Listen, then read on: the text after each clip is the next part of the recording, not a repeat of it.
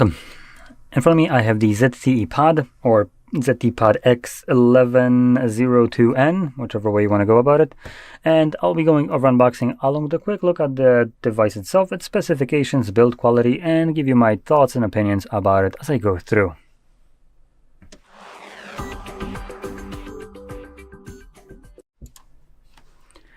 So, I first want to start off by mentioning that I am in no way sponsored by any company, so whatever I'm going to be saying about this device is strictly my own opinions about it, and, well, my thoughts. So it's uninfluenced, unbiased in any kind of way. So yeah, let's get straight to this. Now on the back we have two little seals, so I'm going to cut those and get into it.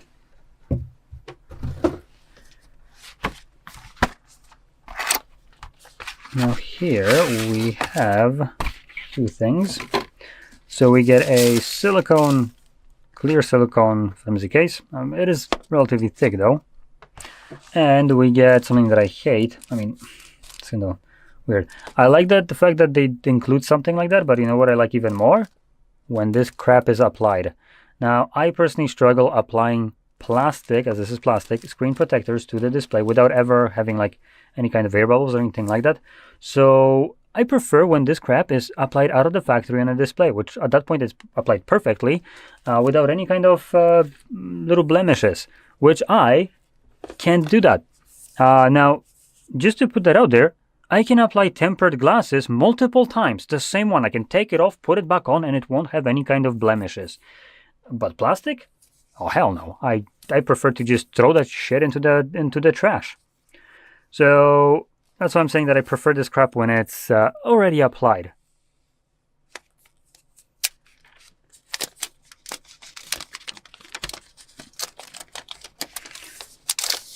Okay, so here's our tablet.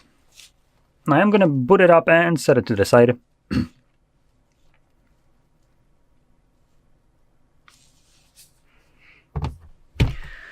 Apart from that, in here we also get a cable, Type-C to Type-C. And then in here, get energy sticker rating with 88 hours, that's pretty good.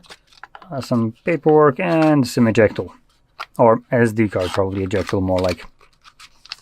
And that's it. So let's just yeet that to the ground behind me, this too. And now take a look at the device itself. So it does have a little bit of weight, probably more than you would expect from a tablet. Now, first thing that stands out to me is this relatively unappealing display. It is an 11-inch display with a okay resolution. It's 1200 by 1920, so it's basically full HD. A little bit over full HD. And it is an LCD display, so it already looks kind of mid. It has 90 Hz refresh rate, which again a little bit low for 2026, though this was released November 25, but that's not that much of a time difference. And it boasts 81.1% screen to body ratio, pixel density of 206 pixels per inch, with a display that is rated at MOSH level 4. With no applied protection out of the box, which just freaking hate it. Now, internally, it's also not really kind of standing apart in any kind of way. So this device, which is relatively heavy, we have 7,670 milliamp hour battery, which can be charged at 21 watts.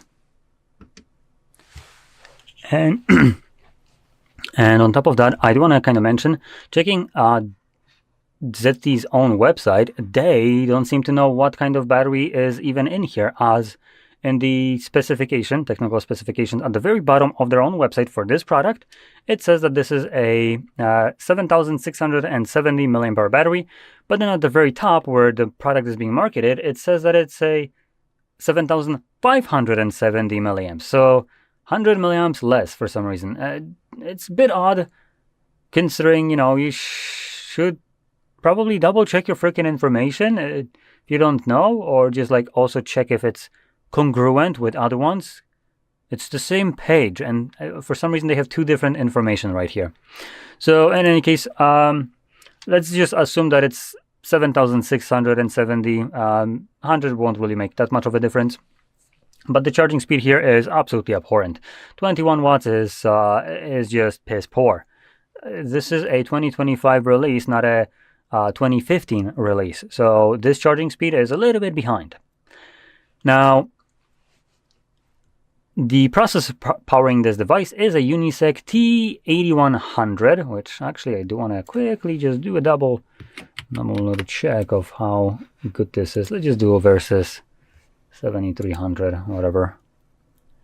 No,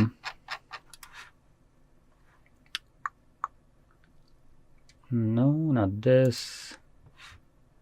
Give me a sec while I'm trying to find some freaking website that actually seems to not try to change the fucking search into something that I'm not searching for. Stop recommending me shit that is not what I typed.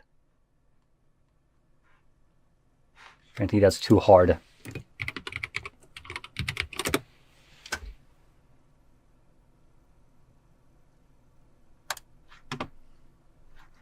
Okay, there we go. So in terms of the processor in here, based on Nano Review, which is a site that I personally prefer, this processor is slower than something like a Dimensity 7300. So that is a mid-range processor. It's not like super great, but it's also not the worst. I've used this processor, so I do have a little bit of experience. It's one of the processors, for instance, in the CMF Phone 1, which was a pretty damn good processor. So for the tablet, I think this should be good enough, considering it's also probably cost-cutting. It's okay. Now, it is slower than the 7300 Dimensity, but the probably biggest kind of drawdown that you will have is going to be, by the looks of it... Oh, wow, it's actually not in a GPU. Okay. So, in terms of Geekbench 6 benchmarks, the single core Dimensity has a 21% lead, and a multi-core it has a 23% lead over what we have right here. But generally that's not that much, I would say. And also in gaming performance, this has a 5% lead. So it's a little bit faster in certain aspects. Now, it should be told, this isn't like super, huge differences right here. I mean, it is like 20%. It is bit, but these processors are already relatively fast enough that you won't really feel that much of a difference on day-to-day usage of Netflix and other things like that. That's not something that you're gonna notice all that much. Now, in terms of storage and RAM, there is only one option, and that is 6 gigs with 256 storage. So that's something that you might notice, as if you need more than 256, you might need to pop in a card in here, assuming it accepts one. Let's quickly check.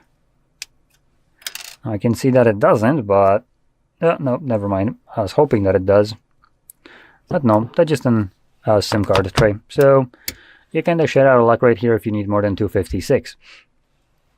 Okay, so other than that, build-wise, we are looking at what looks to be an aluminum body. No, sorry, plastic. Wow. So it's kind of, actually it's weirdly made. So it's a mixture of both plastic and aluminum. So this right here is just plastic, but this right here is aluminum. So you can see just this strip will be plastic, then the aluminum body and frame are going around here. So 3 out of the 4 sides, along with the back, are aluminum, and then we have one plastic frame and just a tiny little backside. Bit of an odd choice, to be completely honest, that they kind of like split it up into 2. Not sure why, but no, well, could potentially be in case of a disassembly. This probably pops out and allows you to probably disassemble it easier, maybe. Hopefully. I have no clue, to be honest. So, as that, now one thing that I didn't talk about as well would have been the cameras. If you care about cameras on a tablet, then we got a 13 megapixel at the back right here. Now that is a 13 megapixel with no info about the recording capabilities. And then as a selfie, well, in the bezel right here, we got a 5 megapixel sensor. And that's basically everything that there is to this device. Now, I do have to say, this tablet is just a little bit weird to me because of pricing. It seems like good devices in tablet category didn't get cheap, and cheap devices didn't get good. Now, I want to quickly check one more. So I want to check about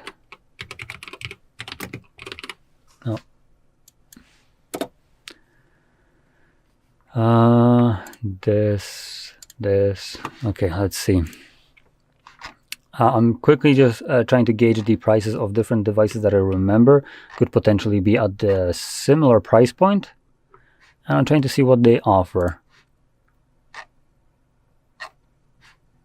Okay, so that would be definitely one, and this potentially would be two.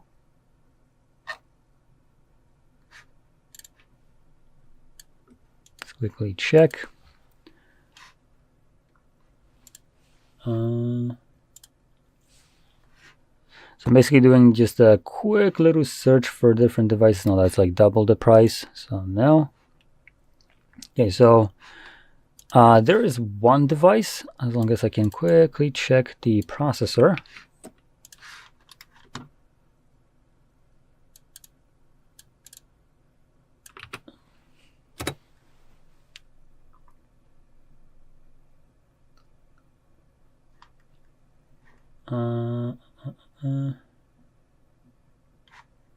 Of course, I can't freaking find it. Okay, so these would potentially be very similar in terms of specifications. Continue touching the screen until you hear a beep to enable accessibility mode. Sheesh. There we go. Okay, so quick little check. There is not much devices that would compete price-wise, really. Like I was mentioning, good devices didn't get cheap in terms of tablets, and cheap tablets didn't get good, which is a little bit of a shame, considering I believe these devices are still way too expensive for what they offer. And this kind of tech that we have right here is a little bit underwhelming for the price. And I'll kind of bring up something that would be a phone, but as just a comparison of what you can look at in terms of phones and what I mean by that. But one tablet that comes to my mind that is potentially a substitute to this, if you would want to check it out, would be something like the OnePlus Pad Lite. Now, it's going to have about the same kind of performance, but the difference is it's going to have bigger battery at 9340 with faster charging, and it will also have option for 8 gigabytes of RAM, which this one does not. And other than that, it doesn't really differ that much build wise and specification wise. So you basically, for about the same price, about like 200 euros, so it actually potentially could be cheaper, you get just more battery, faster charging, and potentially more RAM, but that would also cost more usually. So that's just a little quick example of something. Now, to bring up a kind of competition in a way, or maybe not competition, just what I was talking about, good devices getting cheap. So here's a phone. This is a relatively newly released device, but Poco, this is from Xiaomi, has been already doing that for like a year now. So they are releasing devices, like phones specifically, this Poco lineup, that are insanely good for insane prices. And I mean, this is equivalent to a flagship, or almost close at the flagship level, and it costs about 300 to 400 euros. So half the price. Now, to give you a little bit of a heads up, why I consider this to not be a good device, this right here has 7,000, what is it, 670 milliamp hour battery. This phone, let me just put it like literally on top of this one. This phone being about, what is it, a third of the size of this entire tablet, has 8,500 milliamp hour battery, has a massively faster processor. We're talking about near or basically flagship level specification of a processor.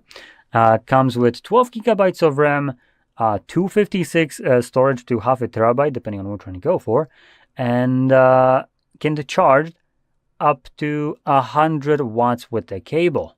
This does 21 watts.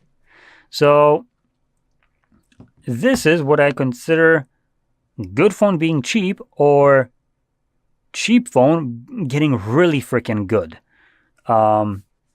So when I mean that these devices seem like they're a little bit behind, it's because of things like this. Some manufacturers have managed to pump out devices, phones, that are freakishly good, offering top grade specifications at less than half the price of equivalent phone from other manufacturers.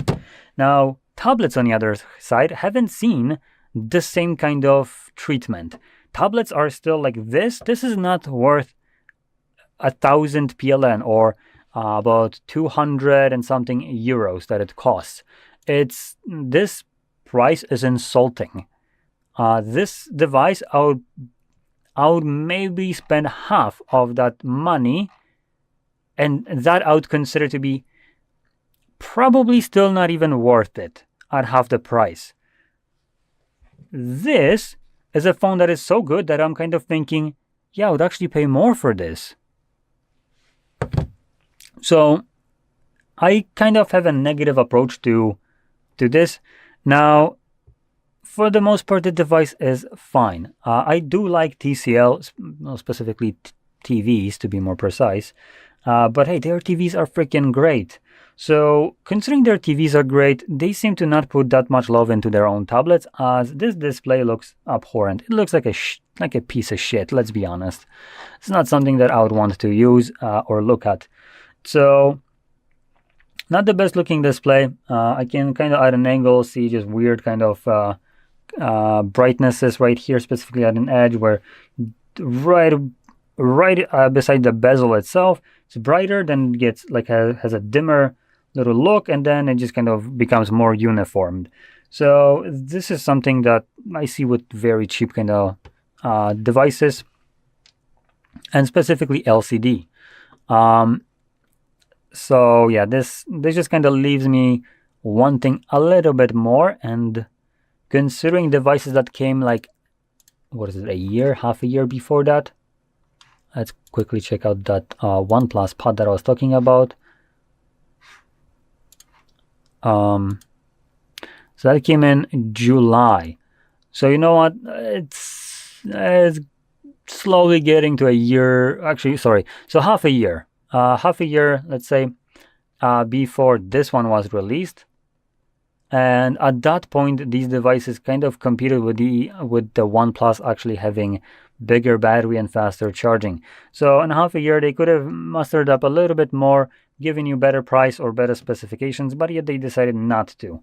I would have loved to see device like that at this price point, to have something like an AMOLED display, 120 Hz refresh rate, and a little bit bigger battery, or at least faster charging, one of those.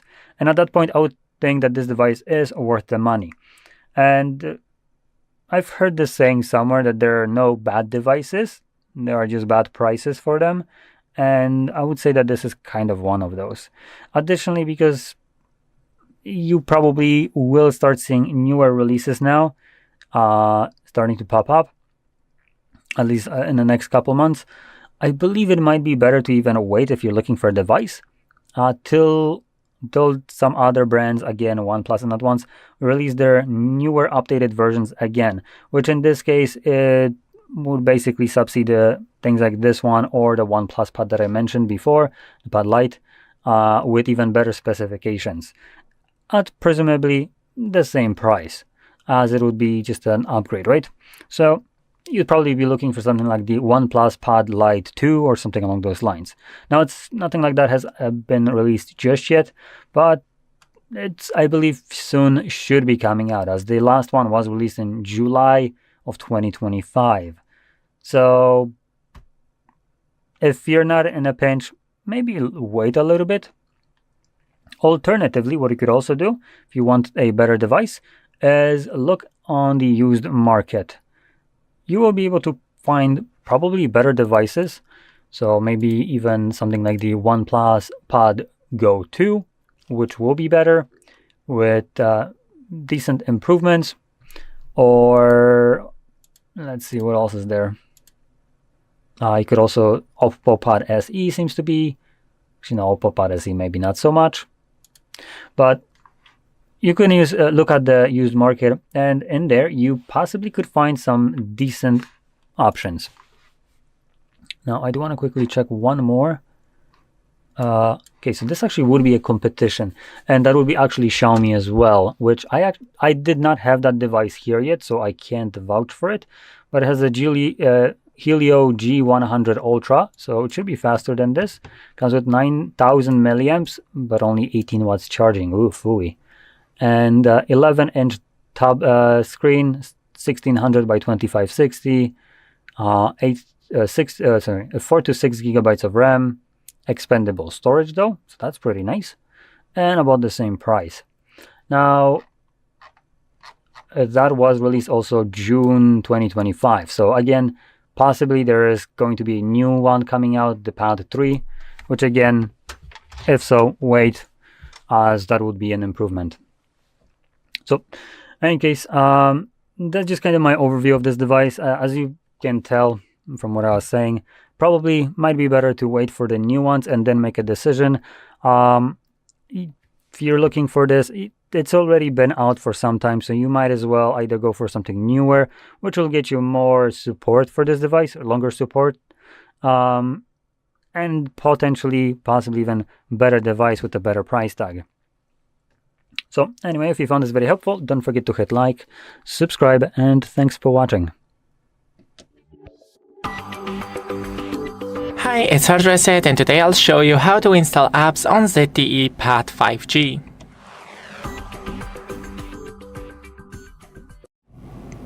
So first go into the Play Store, then find an app, for example ChatGPT, and click install.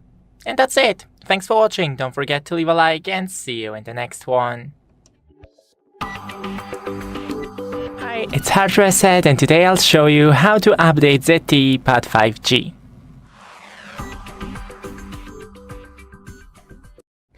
Go into the settings, then type in update, and here's system and updates. Scroll down to system and updates and check for updates. If you have any, then here download and install. That's it. Thanks for watching. Don't forget to leave a like and see you in the next one. Hi, it's HardReset, and today I'll show you how to split screen on ZTE Pad 5G.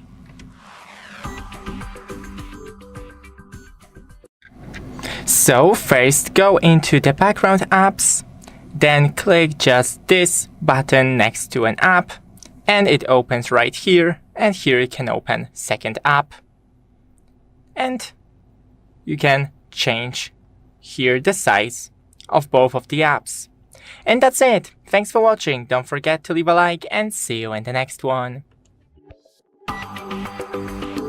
Hi, it's HardReset, and today I'll show you how to set up Bluetooth on ZTE Pad 5G.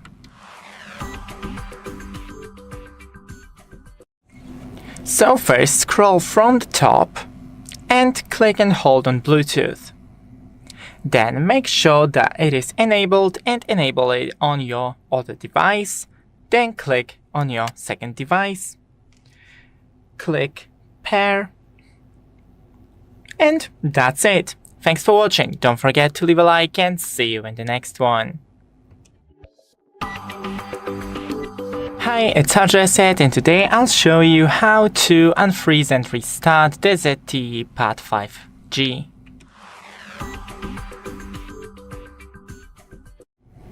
So just click and hold the power on button till your tablet restarts, as you can see, for over 10 seconds to force restart the device. And now it will restart, and after that unfreeze. Thanks for watching, don't forget to leave a like and see you in the next one. Hi, it's HardReset, and today I'll show you how to record your screen on ZTE Pad 5G.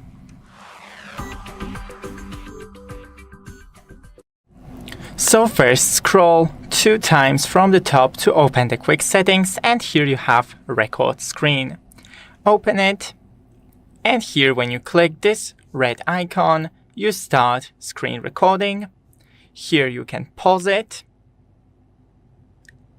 and here you can stop it. That's it, thanks for watching, don't forget to leave a like and see you in the next one. Hi everyone, in front of me I've got the ZTE Tab 11 and let me share with you how to reset camera preferences on this device.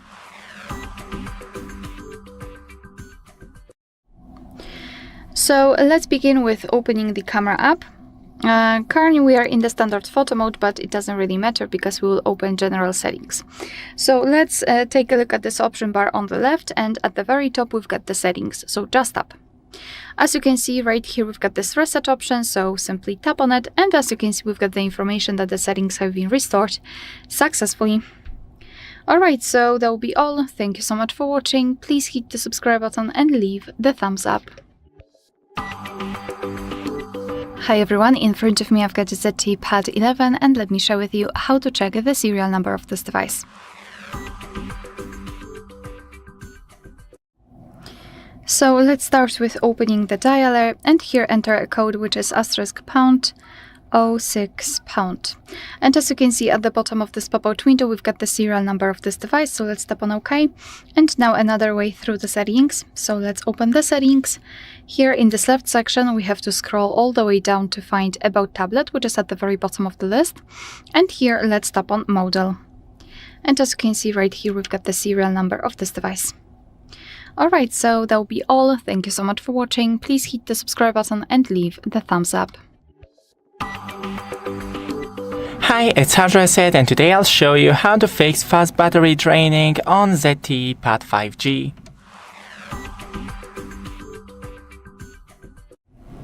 So first, close all the background apps. Then go into the settings, display, lower the brightness level or enable automatic brightness. Here, shorten the screen timeout. Go into the quick settings and disable everything you're not currently using, like Wi-Fi, Bluetooth, or mobile data. Thanks for watching, don't forget to leave a like and see you in the next one. Hi everyone, in front of me I've got a ZTE Pad 11 and let me share with you how to check the IMEI number of this device.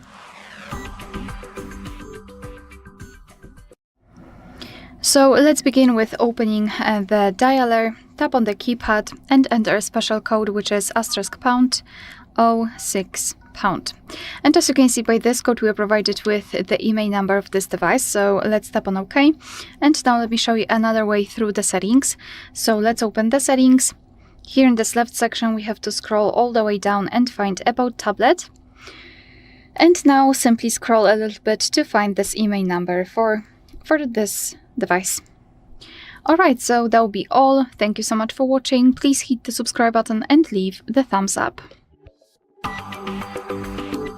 Hi everyone, in front of me I've got ZTE Pad 11 and let me share with you how to turn off running apps on this device.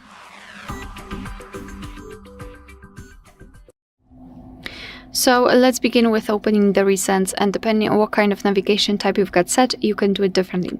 So if you've got the 3-button navigation, simply tap on the button with the square icon or 3 bars icon, it should be here or here. And if you've got the gestures, swipe your finger from the bottom to the center of your device and hold it somewhere there, like that. and here we've got the recents. All you have to do is to tap on this, oh my god, sorry, is to tap on this X button. Let's tap on it. Now we can open the recents again, and here we've got no recent items, which means that we just successfully closed all background apps. Alright, so that will be all. Thank you so much for watching. Please hit the subscribe button and leave the thumbs up. Hi everyone, in front of me I've got a ZTE Tab 11, and let me share with you how to clear credentials on this device.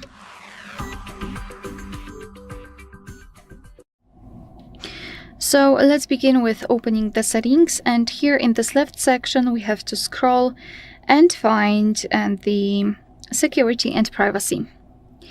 Then let's scroll down again and find more security and privacy. Scroll down and localize encryption and credentials. Just tap on it. As you can see at the very bottom we've got the option we're looking for, so remove all certificates. Just tap on it and tap on OK. Not only we've got this information, but also this option is inactive, which means that we just successfully removed all saved certificates. Alright, so that will be all. Thank you so much for watching. Please hit the subscribe button and leave the thumbs up. Hi everyone, in front of me I've got ZTE Tab 11, and let me share with you how to reset up preferences on this device.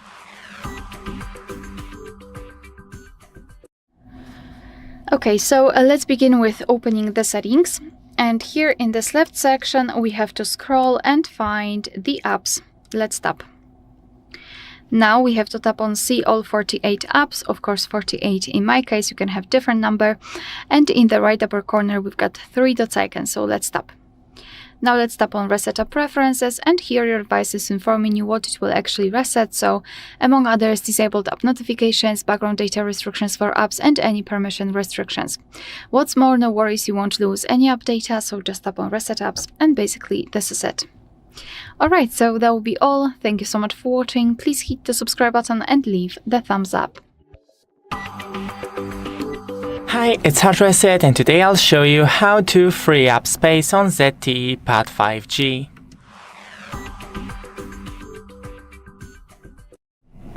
So the easiest way is to uninstall any app that you're not using.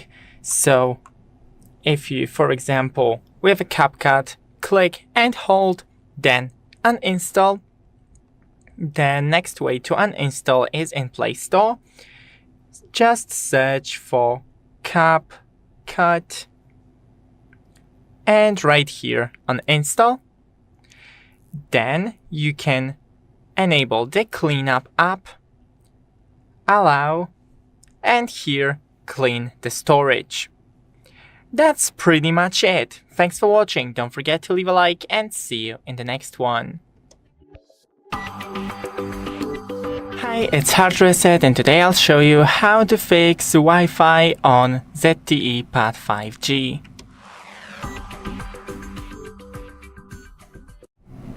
So first go into the quick settings, click and hold on to Wi-Fi, disable it and enable once again. Then click the gear icon next to your Wi-Fi, click disconnect and then forget. Then try to type in the password once again. Scroll from the top 2 times, enable airplane mode and then disable it. And if it's still not working, then try to restart your tablet and the router. Thanks for watching, don't forget to leave a like and see you in the next one. Hi everyone, in front of me I've got the ZTE Pad 11, and let me share with you how to show battery percentage on the status bar in this device.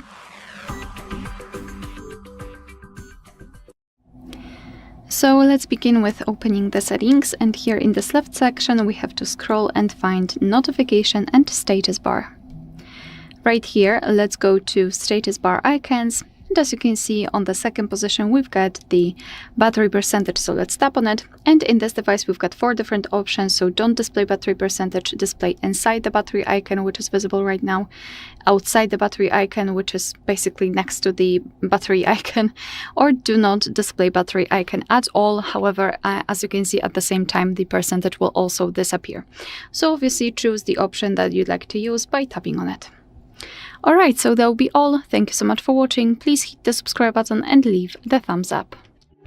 Hi everyone, in front of me I've got a ZTE Pad 11 and let me share with you how to reset network preferences on this device.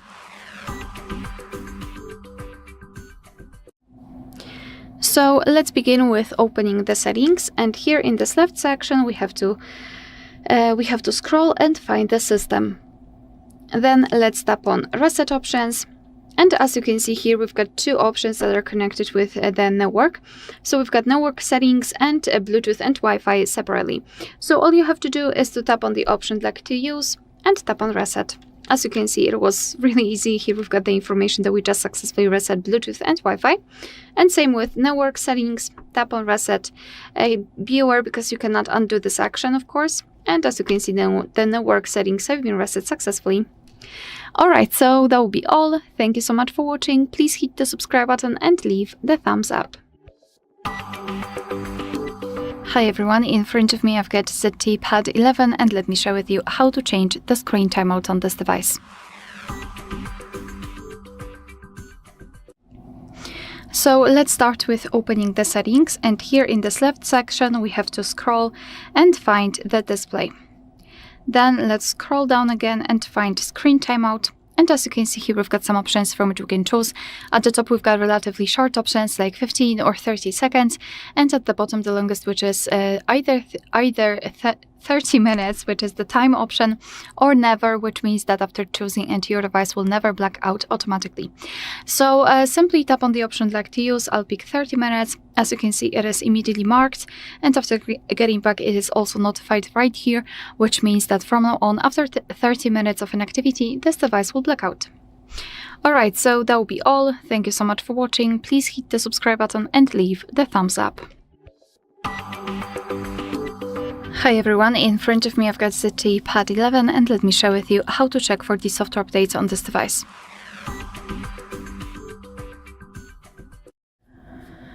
So first of all, make sure that you've got the internet connection because it is required, and then we can open the settings. Right here we have to scroll all the way down to find the system, and as you can see at the top we've got the option system update, so simply tap. Now your device will check for the updates, and basically we can meet 2 different scenarios. So the first one where the software is up to date and there's nothing to download. And the second one is where your device will actually find the update. It will show you the information about it, what has been fixed, what has been added, and then you will be able to tap on download or install and apply the update. As you can see, in my case, network is unavailable even though I'm connected. But basically this is what you can check here. Alright, so that will be all. Thank you so much for watching. Please hit the subscribe button and leave the thumbs up. Hi, it's HardReset, and today I'll show you how to fix ZTE Pad 5G overheating.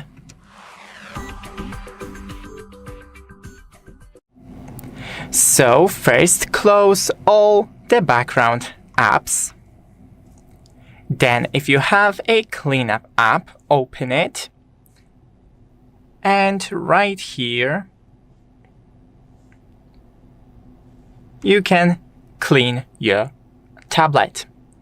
Then, with the quick settings, disable everything that you're not currently using, like Wi-Fi, Bluetooth, mobile data, etc. Then, in settings, go into the display.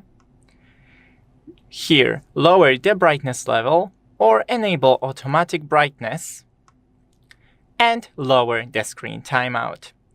Thanks for watching, don't forget to leave a like, and see you in the next one. Hi everyone, in front of me I've got a ZTE Tab 11 and let me share with you how to change video resolution on this device.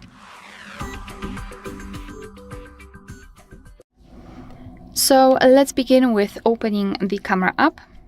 And currently we are in the standard photo mode. As you can see, it is highlighted. So let's switch to the video one. Just tap on the video, and if you can see the red color inside the shutter button, it means that for sure you're on the video mode. Now we can take a look at this option bar on the left, and at the very top we've got the settings. So just tap on this gear icon. Here we've got video resolution, so let's tap on it, and in this device we've got two different options, which is Full HD and HD.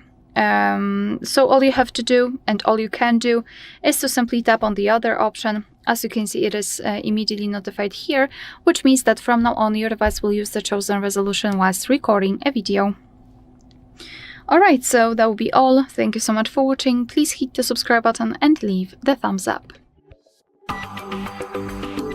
Hi everyone, in front of me I've got ZTE Pad 11, and let me share with you how to soft reset this device. So a soft reset or force restart operation would be useful if for some reason your device stopped working properly and, for example, it does not respond to your touches. So you cannot swipe, you cannot open something, etc.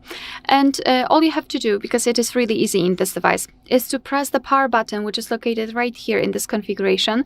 So at the top, if you've got it like that, and on the left if you've got it like that, and press it long enough until you'll see the black screen and then the developer's logo. So let me try to do it. Let me press this button, and as you can see here we've got this information that we need to do it for over 10 seconds. So keep pressing and release the finger when you will see the developer's logo or feel the vibration.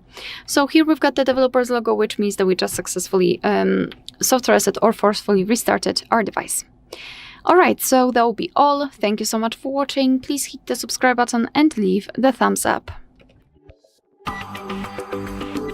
Hi, it's HardReset, and today I'll show you how to uninstall apps from ZTE Pad 5G.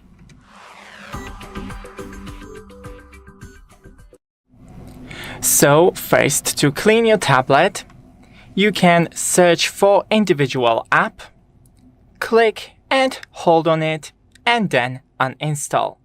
It will just uninstall the app, but you can also do it in the Play Store. Just find your app and search, so CapCut, and right here you have uninstall. Also, the next option is in settings, find the app settings, here apps, see all, now search for your app, and here you have uninstall. And that's 3 ways to uninstall the apps from your tablet. Thanks for watching, don't forget to leave a like, and see you in the next one. Hi, it's HardReset, and today I'll show you how to customize the display settings on your ZTE Pad 5G.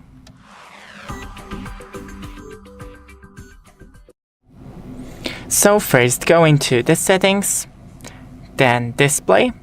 Here you have the dark mode that you can enable, or here schedule.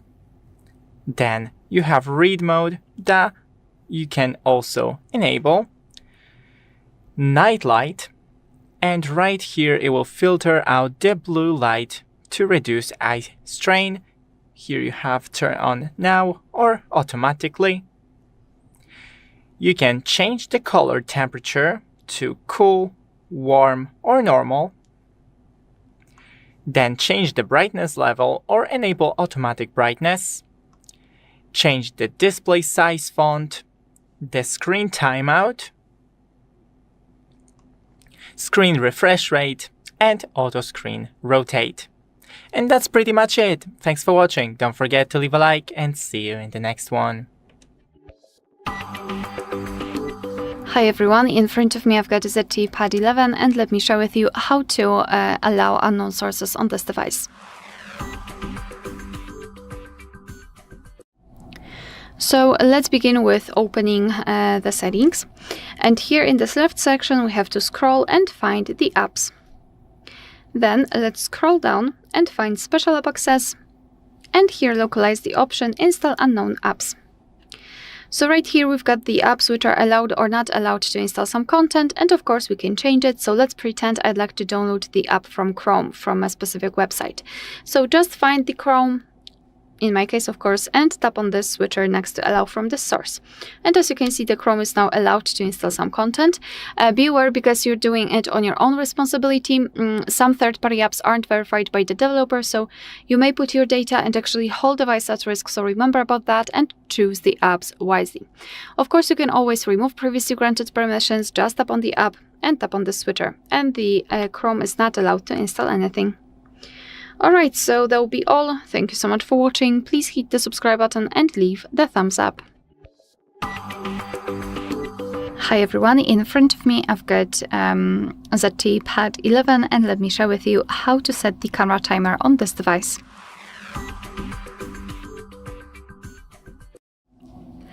So let's start with opening the camera app. And currently we are in the standard photo mode, so all we have to do is to take a look at this option bar on the left in my case, and the second option from the right is, from the top, is connected with the timer, so just tap on it. And in this device we've got 4 different options, so off, 3, 5 and 10 seconds delay. So let me choose 10 seconds delay, just tap on it. As you can see, the icon will change slightly, and now all we have to do is to tap on the shutter button, and from now on our device will count down from 10, 5 or 3 depending on which option you've chosen, and after that time it will take a photo. Alright, and if you'd like to turn it off, simply tap on this icon again and tap on off, and from now on your device will take photos right after touching the shutter button. Alright, so that will be all. Thank you so much for watching. Please hit the subscribe button and leave the thumbs up. Hi everyone, in front of me I've got a ZTE Pad 11, and let me share with you how to clear the browser on this device.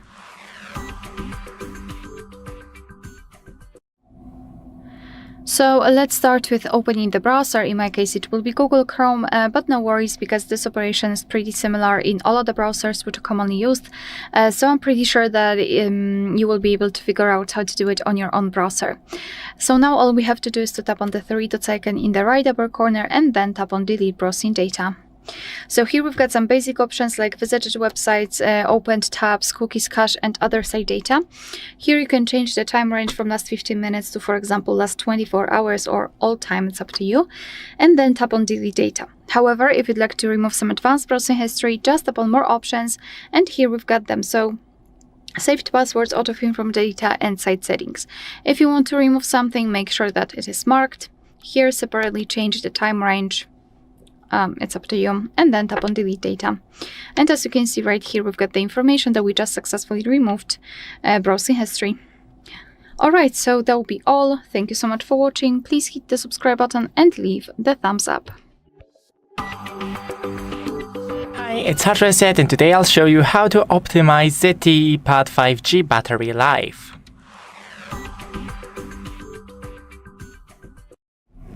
So first, go into the settings and the display settings. Here, lower the brightness or enable the automatic brightness. Go into the screen timeout and shorten this time. Then, clear all the background apps by closing them. Scroll from the top 2 times and disable every feature that you're not currently using, like Wi-Fi, Bluetooth. Then, go into the cleanup and clean your storage space. In settings, type in update.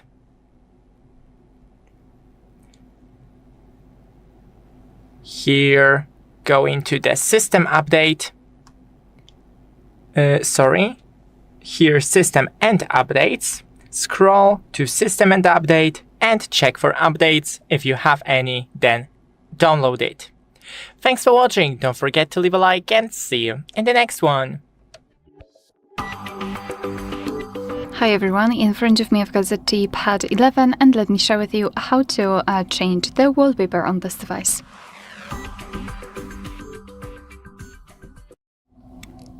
So let's begin with opening the settings. And here in this left section, let's scroll and find theme and personalization. Here, let's tap on the wallpaper. And as you can see, we've been transferred to pre-installed wallpapers from which we can choose. So here we've got a lot of static wallpapers and some really nice options to choose from, actually. Here we've got those which are, I believe, animated, or they are based on the... No, they are animated. Moreover, if you'd like to, you can tap on this picture icon in the right upper corner and enter your own files and set one of your photos as a wallpaper. I think I'll pick maybe those wings, they are so nice. So after finding the wallpaper, simply tap on it and it will immediately appear on the full screen. So just tap on set as, and now you can set it as home screen, lock screen, or both. And I'll pick both options, so let me tap on it. Now we can go back, and as you can see, the wallpaper has been played successfully. Alright, so that will be all. Thank you so much for watching. Please hit the subscribe button and leave the thumbs up. Hi, it's HardReset, and today I'll show you how to fix ZTE Pad 5G not charging.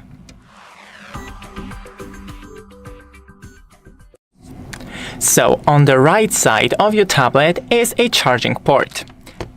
I will show you. It is right here. So you can clean it with a non-metallic tools. If you use anything that is metallic, you may damage the charging port even more or destroy it completely.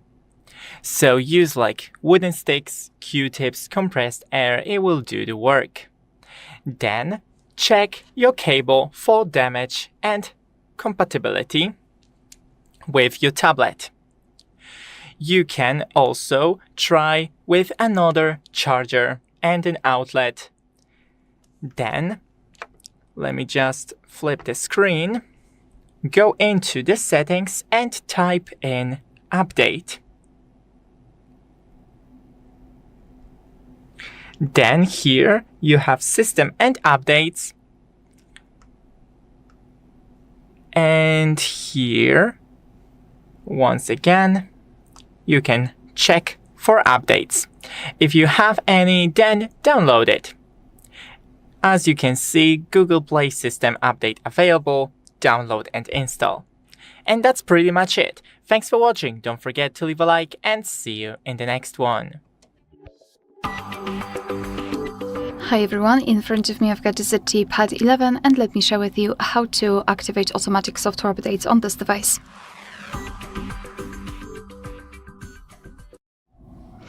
So let's begin with opening the settings, and here in this left section scroll all the way down to find the system. Then let's tap on System Update and tap on the three dots icon in the right upper corner. Tap on Settings. And as you can see here, we've got three options that are actually crucial. The first one is auto check updates, and all you have to do is to make sure that this option is turned on. So just tap on the switcher here, because thanks to it, your device will automatically check for the updates whenever it is connected with the network. Moreover, auto download, it should be automatically turned on if you've got the auto check updates also turned on. So your device will not only check for the updates, but it will also immediately download them whenever the new version is available, of course. And I highly recommend to also use install overnight. Just tap on this switcher here, because thanks to it, you will not only download the update, but your device will also automatically install it. Usually it happens at night when you're not using, when you're not using the device, so you do not have to really worry about that, and you will wake up with a brand new software update. Alright, so that will be all. Thank you so much for watching. Please hit the subscribe button and leave the thumbs up. Hi everyone, in front of me I've got ZTE Pad 11 and let me share with you how to change the system navigation on this device.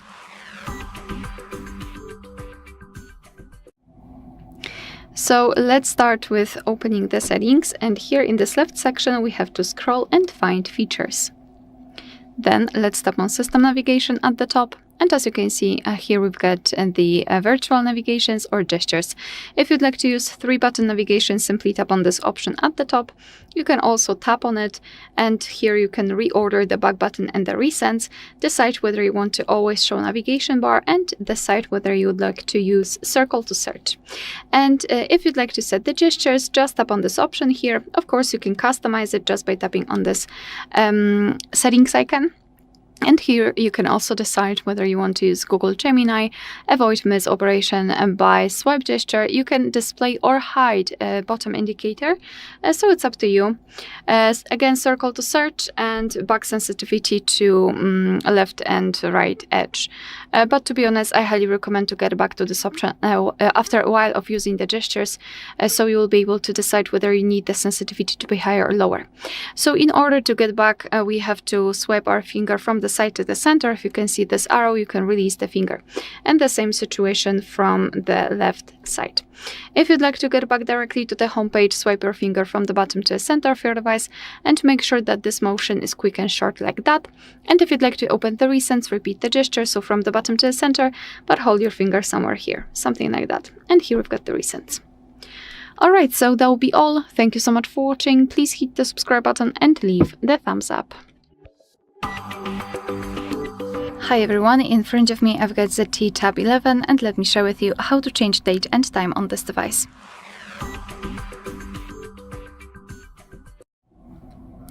So let's begin with opening the settings, and here in this left section we have to scroll all the way down to find the system. Then let's tap on date and time. And as you can see here, we've got some options that are currently inactive. It is because we are using the automatic time. So let's first of all turn off this option at the top, and now we can freely tap on date and change the date just by swiping. First of all, year, month, and a year and a day, sorry, and tap on OK. The same situation with the time, just hours and minutes, and tap on OK. We can also select the time zone. Just tap on this time zone here, tap on region, and here we've been transferred to the full list of available regions from which we can choose. So find yours and tap on it and apply it. I don't know what happened. It shouldn't, at least. All right. Oh, come on. Okay. Here we can also decide what kind of clock format we want to use, so either the 24-hour one, which is currently applied, or 12-hour format. And if you wish, you can also use local default, which is more or less automatic. So this is the manual customization of date and time, and if you'd like to come back to previous settings, I mean automatic options, and so tap on the switcher at the top, and you can also use location, that is automatic. Alright, so that will be all. Thank you so much for watching. Please hit the subscribe button and leave the thumbs up. Hi everyone, in front of me I've got ZTE Pad 11, and let me share with you how to enable the developer options on this device.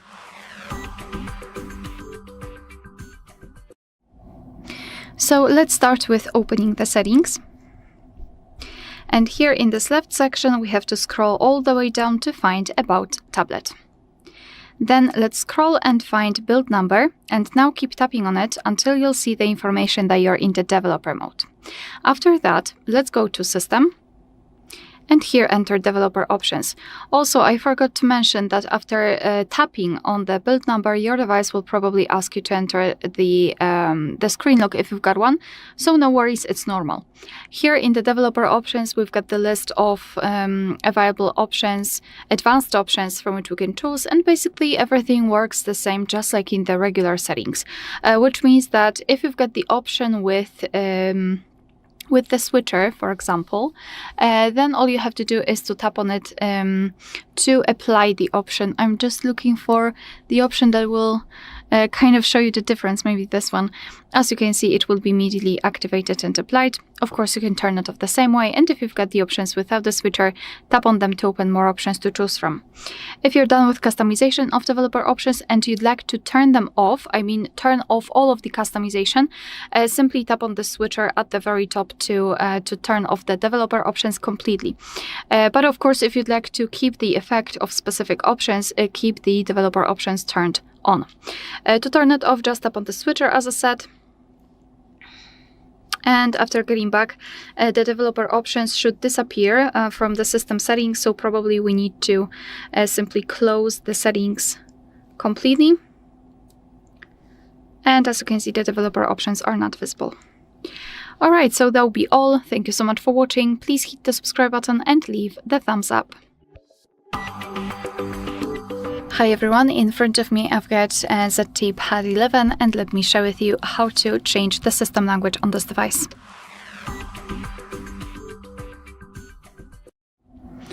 So first of all, let's enter the settings, and here in this left section we have to scroll all the way down and find the system. So just find this option with this arrow.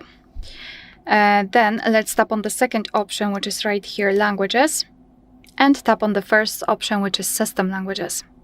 So right here we've got the list of previously applied languages. In my case I've got 3. So if in your case you can see the language that you'd like to apply right now, then all you have to do is to find it, tap on it and hold it, and then drag it to the first position.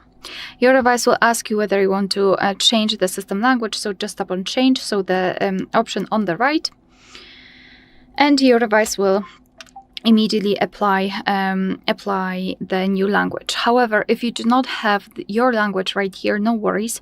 Just tap on this plus icon, which is at the bottom, and here we've been transferred to the full list of available languages. So find your language and tap on it. I'll pick Turkish maybe. Your device will ask you whether you'd like to change the language. So just choose the first option, and from now on the whole system will be displayed in the chosen language. So this is how it works. If you want to remove the languages from this list, just tap on the 3 dots icon in the right upper corner and tap on remove. Now we have to mark the languages that we want to delete, so just mark those and tap on the trash bin icon in the right upper corner. Now we have to tap on remove or something like that in the right, this option is on the right, so just do it, just tap on it. And here confirm changing the language, and as you can see in my case I've got English. Alright, so that will be all. Thank you so much for watching. Please hit the subscribe button and leave the thumbs up. Hi everyone, in front of me I've got ZTE Pad 11, and let me share with you how to change the keyboard language on this device.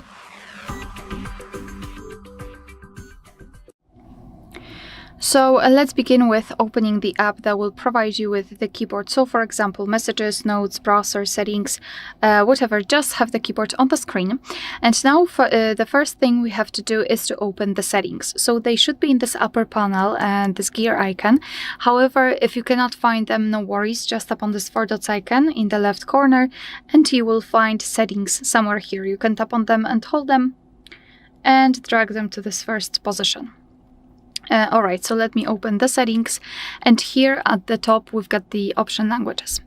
Now let's tap on add keyboard, and here we've been transferred to the full list of available keyboards from which we can choose.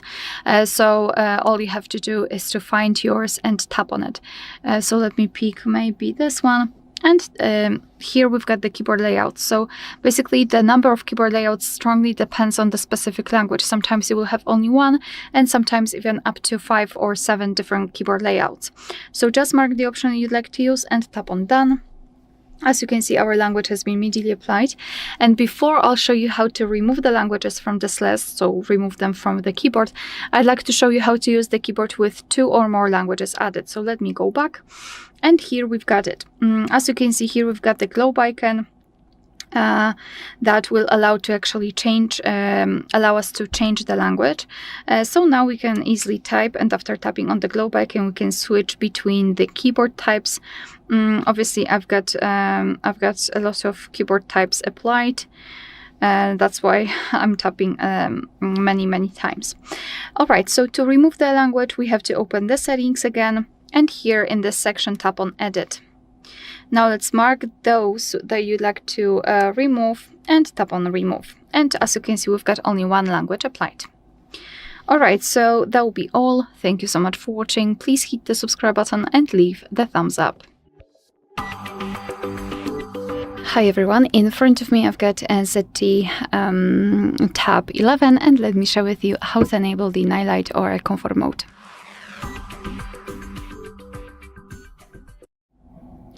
So we will start with the customization of this mode, and after that I'll show much faster access to it.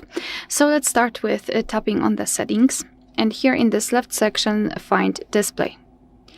Then let's go to night light, which is right here, and tap on turn on now. Basically, maybe I will apply the light mode so you will be able to see the changes. So night light and tap on turn on. Now you can see that the screen turns a little bit yellowish or amber. It is in order to filter the blue light. What's more, it will be much easier for you to look at the screen at the dim light. So if you're a night owl, then I highly recommend to use this mode. Here we've got the intensity of that filter. So by going to the left we can make it cooler, and by going to the right, warmer. It's almost orangish. And here we can also reduce the white point just by making the screen a little bit darker and the contrast lower. Alright, we can also schedule that feature just by tapping on the switcher here, and we can either turn it on from sunset to sunrise, and here your device will automatically decide when the sunsets and sunrises are. It is location based. Or we can turn it on at custom times, so we can choose the start and the end time just by swiping. And our device will apply the mode accordingly. Alright, so this is how it works, and if you'd like to have much faster access to this feature, simply unroll the top bar. Let's unroll it fully, and as you can see here we've got our iComfort icon. I wanted to start with the customization because thanks to it your device will automatically apply this icon here. So just tap on it to turn it on, and tap on it again to turn it off. And if you cannot find the iComfort icon right here, no worries, just tap on this pencil icon and localize the iComfort mode somewhere here. Tap on it and hold it, and then drag it to this first section to apply it to the status bar. Alright, so that will be all. Thank you so much for watching. Please hit the subscribe button and leave the thumbs up. Hi everyone, in front of me I've got a ZTE Pad 11, and let me share with you how to turn off ads and their personalizations.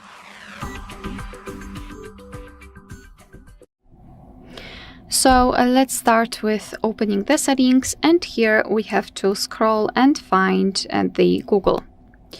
Then let's tap on all services and go to ads. So right here we've got something which is called advertising ID, and basically this feature gathers the information about your search, and after that, based on that information, it will show you different offers. So for example, you were looking for a specific lamp to your living room, and after that your device will show you advertisements with the same lamp or the different version of this lamp, or different offer, different prices, different stores, but the same lamp still, or some things that could be useful for you. So for example, maybe a rug to your living room, etc., etc. So this is how advertising ID do. So I highly recommend to simply tap on Reset Advertising ID, tap on Confirm, and then delete it, and tap on Delete. And this operation will not necessarily change the number of advertisements that you receive, but for sure the personalization. Another thing that you can do is to go to mobile network. No, to the wait a second. To the connected devices. I'm so sorry for that. So go to connected devices and go to private DNS. Here mark private DNS provider hostname and enter dns.adguard.com. And thanks to using this private DNS, you will limit the advertisements. Another and the last advice I've got for you in this video is to limit the notifications, because sometimes we are installing the apps that are showing us advertisements in this section, so in the notification panel. So to limit that, we have to find the app, tap on it and hold it, and then go to App Info. Now let's go to notifications And right here we've got the alerts and notifications, which are divided into different categories. Of course, if you don't really need the notifications from this app, I highly recommend to simply remove all of them. But if you need them, I highly recommend to find something which is somehow connected with the advertisement. So for example, payments, deals, and recommendations sounds like an advertisement. So find it and tap on the switcher next to it to turn it off. Alright, so that will be all. Thank you so much for watching. Please hit the subscribe button and leave the thumbs up. Welcome. In front of me is a ZTE Pad, and today I will show you how you can insert SIM card into this device.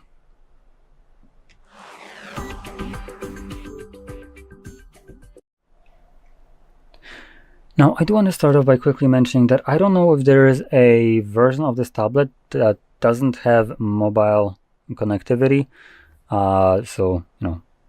SIM card spot. If there is such an option, I have obviously the one that does have LTE, which means I also have a tray. But if you don't have a tray right here at the bottom of your device, where your charging port is, just on the corner, then that means that there is obviously a version of this device that doesn't have LTE, only Wi-Fi, which means you can't insert a SIM card on your end. Now, obviously if you do, then you can go on with this. For this tray, you will need to grab a SIM eject tool, similar to this one, which comes provided with the device in the box, but typically it will look a little bit crappier, similar to this crappy one right here, just a bare metal. If you can't find any of that kind of tool, what you could do is use a paper clip, straighten out one of the ends, and as long as it doesn't have that plastic wrap, which if it does you can cut it off, it should work just as well. So now with that out of the way, let's pop out the tray. So you want to find the insert area, which is, as you can see, part of this cutout right here. And from there, just push it in. When you do, tray pops out enough for you to pull it out. Now on the tray, you have space for just a single SIM card.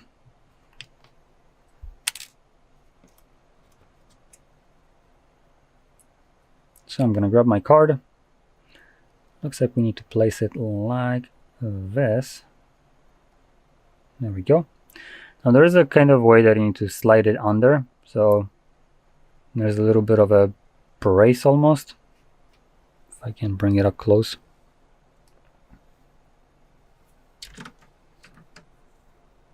So you can see there is a tiny little brace right here. You want to grab your card and just slide it under it. There we go. Now the card should be laying flush on the tray, as you can see, and if you flip it over, it shouldn't be falling out of the tray. So from now, you want to just pop that card back into your device. Just make sure you put it in the correct way. It should only enter back into the device in a single way. So that looks with the chip side facing down. And when you insert your SIM, it should automatically work. So you can see it's already prompting me to confirm my SIM card PIN. Let's confirm it, and that's it. So if you found this very helpful, don't forget to hit like, subscribe, and thanks for watching. Welcome. In front of me is a ZTE Pad, and today I will show you how you can enable your Do Not Disturb mode on this device.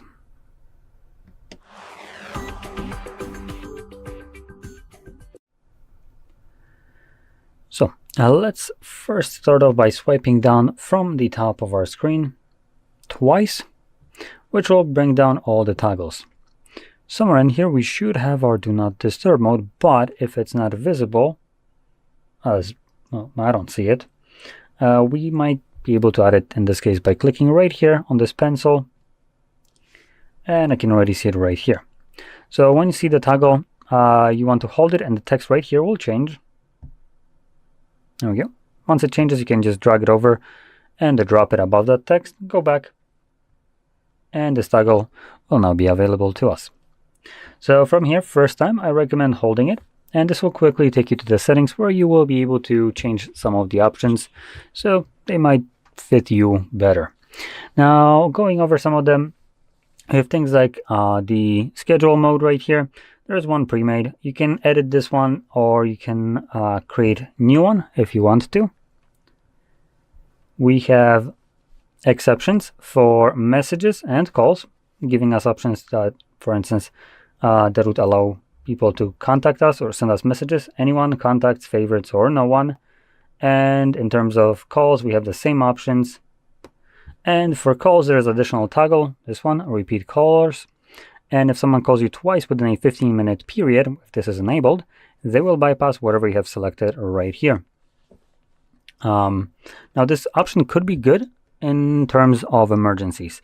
Usually family members, when they have an emergency, they will spam call you, and with this toggle, they would be able to actually reach you.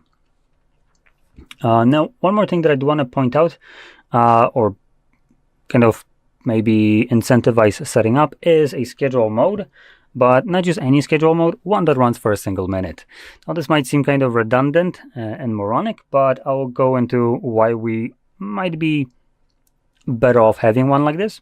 So when you manually turn on your do not disturb mode in here, this will run indefinitely. So you need to remember to go back in here and then tap on it again to turn it off.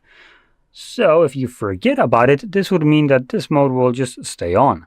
But by setting up a schedule that would run every single day of the week and set it up to turn on at a time where this wouldn't be annoying you, maybe 8, 9 p.m. I think that's good for me. So 8, and I'm gonna set 8:01 p.m. So just for a single minute.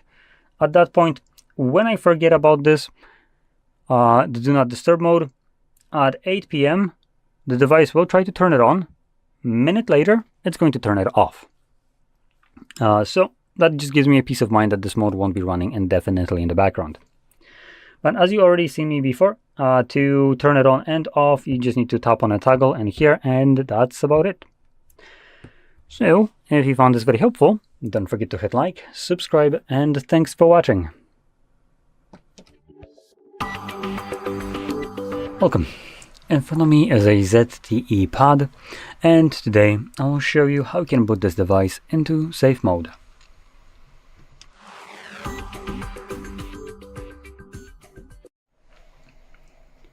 So, to get started, you will first want to access your boot options. So, we're going to start holding power button. And as you can see, this brings up our boot options. From here, simply hold power off. It doesn't seem to do anything. Reboot. Okay, so we're going to try to turn it off, and hopefully it's in the recovery mode. So, you know what? Once the device shuts off, let's hold, I believe it's going to be power button, volume up. Gonna check quickly. I'm gonna let go of the power button when the ZTE logo shows up. And do we have, yes, we do have safe mode right here. So we're gonna use the volume buttons to navigate down. Once it's selected, press power button to confirm it. It's gonna reboot the device and then bring us into safe mode.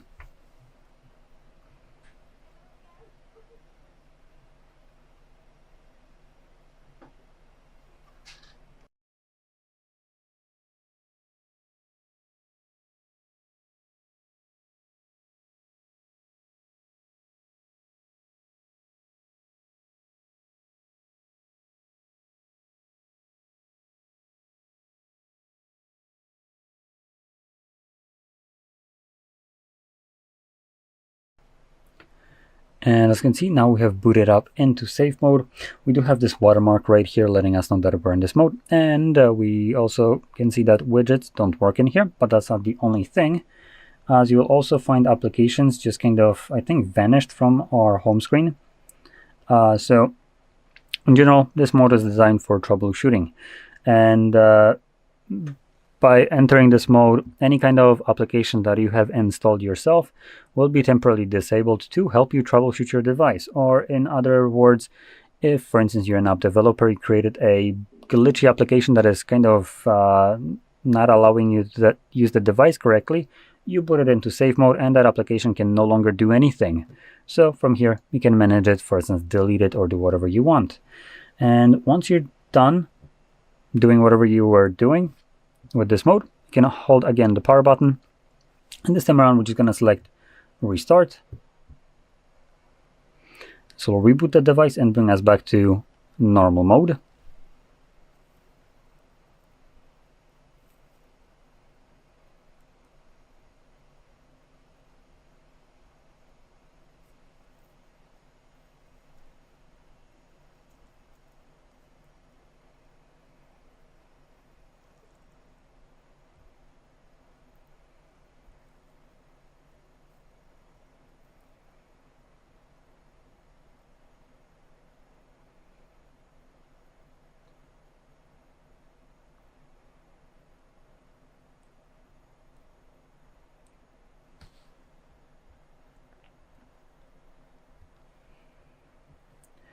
Now, when you enter back into the normal mode, there is one last thing that you actually wanted to do. So when you boot into safe mode automatically turns on airplane mode, which you can see right here. But when you leave this mode, it doesn't automatically turn it off for some reason. So swipe down from the top of your screen twice and look for the airplane mode. Now for me, it's literally the first icon right here, but if you don't see it in this list at all, you can add it by clicking right here on this pencil. And then once you see it somewhere below right here, you would hold it. Text right here, as you can see, changes. So you can now drag it over, drop it, go back, and you would have access to it. So just click on that airplane mode now, and it will automatically enable things like Wi-Fi, mobile data, and you're good to go. So with that being said, I hope you found this very helpful. And if you did, don't forget to hit like, subscribe, and thanks for watching. Welcome. In front of me is a ZTE Pad, and today I will show you how you can enable power saving mode on this device.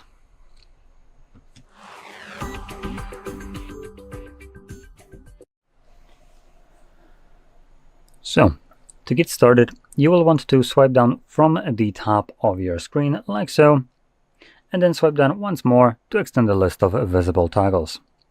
Somewhere in here, I should hope we will see power saving mode, which I clearly can't see.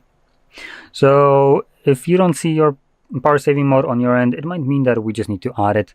And you can do so by clicking right here on this pencil. Scroll down and okay, there we go. So you have power saving mode right over here, icon with a battery with a plus inside of it. Now we're going to hold it. And as you can see, text right here changes when you do so. So you can now drag it above, drop it, and we're good to go.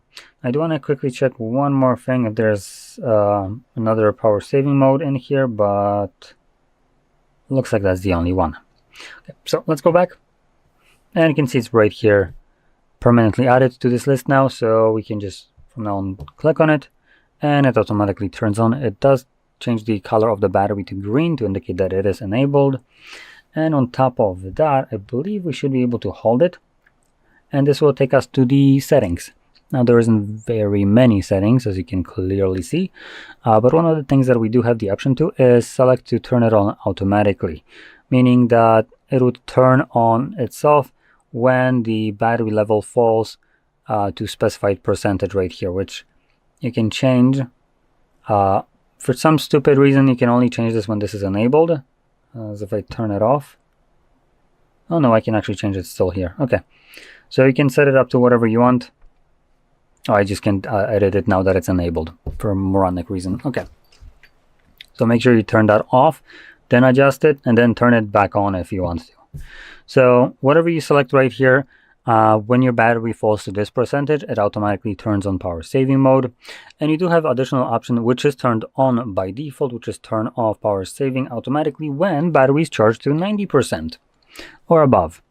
So you can have both of them, and your device will basically be turning on and off power saving mode automatically, which is pretty nice. Now we also have a couple toggles that would affect the mode itself. So we have reduce refresh rate, which is enabled by default by the looks of it, and means that your display will be refreshed 60 times per second, which is the lower refresh rate. So it will start to look a little bit more choppy in motion. And the second option, or well, technically that's the first one, is restrict app from accessing network. Now this one will be very dependent on person and what you want your device to be able to do. Now, what it basically means is that applications will no longer be able to access network when you're not using your device. And that allows the device to basically kind of ease up. Not those applications aren't running in the background, constantly checking the network if, hey, you got some kind of notification, right? So it's saving you battery, but if you rely on your, for instance, notifications from those applications to be delivered to you on time, because maybe you need to know when someone sent you a message on something like WhatsApp, when they sent you the message, you need to know it right now and be notified about it. This obviously would mean that you wouldn't be notified, because something like WhatsApp can't even connect to a network, so it doesn't know on your tablet that someone sent you a message. So like I said, this will be a very dependent on a person and what you want the device to do. So anyway, as you've seen already, to turn on and off the mode, you just click on this toggle that will turn it on, and then tap on it again to turn it off. That's pretty simple. So in any case, that basically sums it up. Now, if you found this very helpful, don't forget to hit like, subscribe, and thanks for watching. Welcome. In front of me is a ZTE Pad, and today I will show you how you can enable and set up your portable hotspot.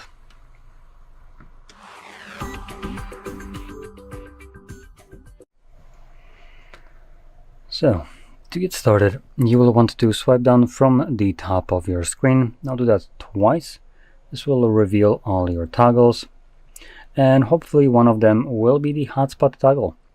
Now, if you don't see it in this list, you can actually add it by clicking on this pencil right here. And then everything that is right here are toggles that you can add.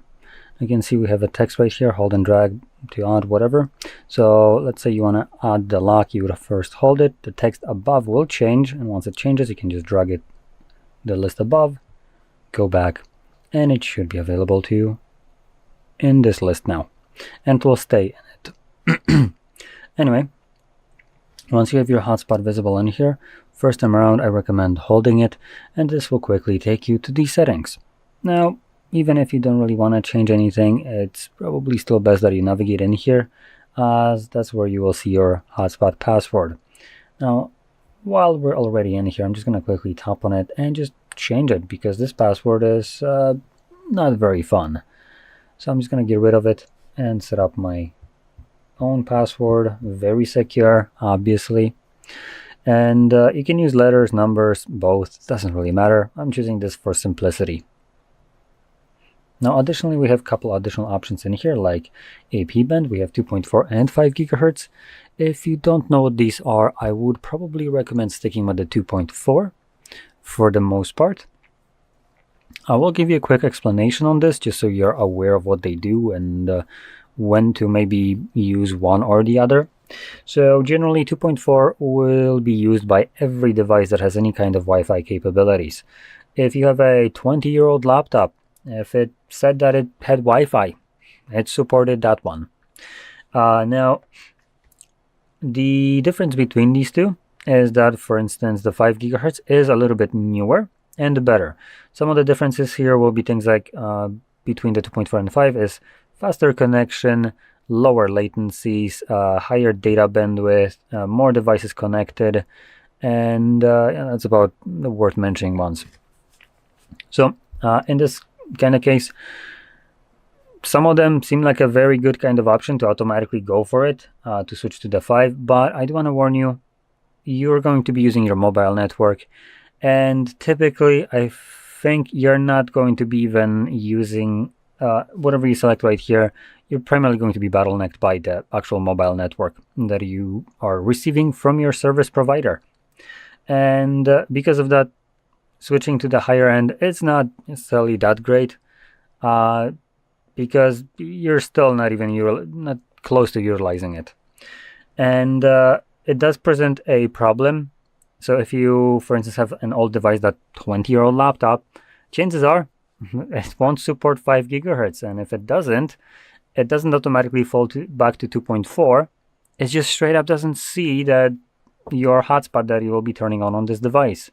So you'd have to go back in here, change it to 2.4, and then that device would be able to see it and connect to it. Now, the only time I would ever recommend changing it to 5, assuming you even have a device that can connect to it, which if you have a newer devices all around, you shouldn't have that much problem. But the only time I would say that this is going to be good is if you live in a densely populated area. Typically that will also result in a lot of different 2.4 gigahertz signals just being everywhere, as most, for instance, smart home devices are running on 2.4. So any kind of smart bulb that someone has in their house will be using 2.4. And the problem here is that these signals will start to interfere with another if there is a decent amount of them, and that will cause you problems with the connection. So in this case, you would want to switch to 5, and even if there's still the same amount of connections on the 5 gigahertz, it won't have the same problem, as the 5 gigahertz frequency is a bit more open, and it supports wide a range of devices at the same time, unlike the 2.4. So that's what you want to select right here, depending on your situation. And last thing you can do is, for instance, change the hotspot name, which by default will be the name of the device. Actually, one more thing in here, or two. Security, keep it as it is. This ensures that you have a password. Hide my device. I recommend keeping that off as it is, as if you turn it on, it basically hides your network, when hotspot specifically, from the Wi-Fi list on other devices. So to connect to that, in this case, you would need to provide the hotspot name and the password correctly under the adding like manually network. And if you insert all of it correctly, it would actually connect at that point. So I just like it to be, searchable, just a click and type in a password and you're good to go, instead of having to type everything manually. So once everything is set up, we can just close this. Let's find our toggle, and this time around we're just going to simply tap on it, and it's enabled. Now, when you enable your hotspot, by default it will run indefinitely, I believe. Just quickly check more settings. Okay, no, it actually won't, so that's good. So it does have, under more options, you can see right here, or more settings, we have hotspot auto off policy after 10 minutes of no devices connected. So if you disconnect from your hotspot after 10 minutes, your tablet will automatically turn it off. So that's actually pretty nice, and I recommend keeping that on, as your hotspot will consume more battery.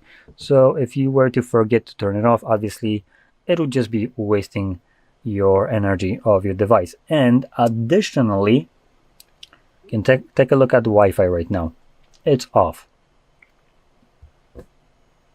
And now it's enabled. If I turn on hotspot again, it's off. Reason for that is this device doesn't have enough antennas. So when you try to enable hotspot, it will use the same antennas for both Wi-Fi and hotspot, but can only do one thing at a time. So it disables Wi-Fi to use those antennas at that point. Now when you turn it off, hotspot meaning it automatically enables Wi-Fi or sets it back to the state that was before in, which for me, that was on. So there we go. Now, in any case, if you found this very helpful, don't forget to hit like, subscribe, and thanks for watching. Welcome. In front of me is a ZTE Pad, and today I will show you how you can import contacts from your SIM card to the device.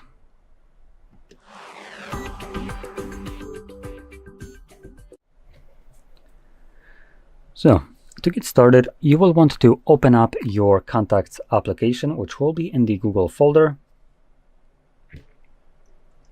And before I get started with the importing of contacts, I do want to quickly just explain this.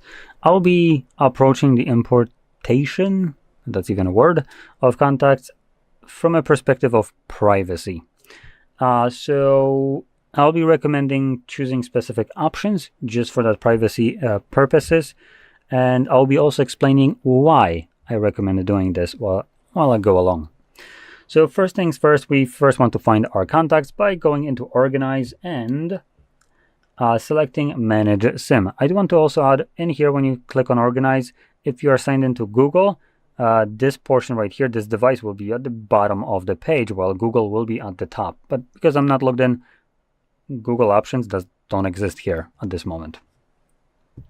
Now when we click on the Manage SIM, this will display all the contacts that are located on our SIM card. By default, they would all be selected if these contacts don't exist on the location that the device will be importing them to by default. Now, the default option would be Google account if you have one signed in. If you don't, like me, then it will opt into the device itself without giving you any options, as when you're not signed into Google, there is no option. Now, if you are, you will have most likely a drop-down menu here, which will have the Google account selected, or you will have this kind of bar at the bottom right here, which says something like device and your Google account, and below that you will have a second option, which will be more. Now, that pisses me off immensely, as the more bullshit option hides just a single option. So instead of giving you more, it should have given you that option. But Google is just a scummy piece of shit that is trying to obfuscate this kind of info away from you. So to confuse you to select the option that includes them, because of course they want your fucking data. Obviously, go out of your way and select the device in both cases, as there's no reason why Google should have access to this data. By importing it to your account, that's basically what it means. Google has access to it. So the reason I'm kind of saying to do this to the device itself and skip Google is because these contacts that you will be importing on your end, those are not your contacts. They are your friends, your family's contacts. And by uploading them to the cloud, you're basically taking away their choice of what they want to do with this information. It's as though if I were to tell you, you know what, you can actually go to Google headquarters, break in there and steal their AI servers. It's fine. I allow it, right? And you go in there and steal them, and hey, that's fine because I allowed it, even though I don't own this shit. So that's basically the equivalent of it. You're giving away the consent of other people without ever needing to consult them about it. And Google is there being like, cool, you gave us consent, even though you're not really the person that we should be asking to, but it doesn't matter. Someone gave us consent, so that's all we really need. So it seems a little bit rapey, to be honest, and that's why I recommend getting your contacts, come on, camera, synced just to the device to skip Google. There is no reason why Google should have this information, and there is a lot of personal information that some people might not want any kind of, giga corporation to have, which would be completely fine. It's their choice. So in any case, I'm going to import this in a second, but first select or deselect contacts that you don't want, and from there click on import. Now, before I go into the contacts and show you some additional info about it, I do want to point out, when you first import your contacts, sometimes you get this another bullshit pop-up. Again, this usually shows up if you have a Google account signed in, and this pop-up will state something along the lines of clear your SIM card storage to basically like delete the imported contacts. Contacts that haven't been imported won't be deleted, or something along those lines. Now, in its core, it sounds kind of partially harmless, but it's anything but that. It's Google trying to basically get rid of your contacts that you have a backup of, a physical copy on a SIM card that you can take out and put somewhere else. So this backup of contacts is right now in your possession. You can take it out, do whatever the hell you want, and Google basically has nothing to do with it. So they basically now give you a pop-up trying to delete these contacts off of your storage with a bullshit excuse to clear storage on the card. Now, this is, again, another stupid moronic bullshit, as though here's an equivalent example of this. How often do you go to your car, grab a little, a garden hose, put it into your tank, right? And in there, you just start siphoning gas out of it, right? So you can go to the gas station and put more gas. Does it sound retarded? That's basically what Google wants you to do. Delete contacts, you have more space for contacts. A storage on a SIM card is only utilized for contacts and literally nothing else. So me clearing it doesn't really give me much of a benefit there, does it? It only removes my backup of contacts that I might one day need, that isn't on the cloud.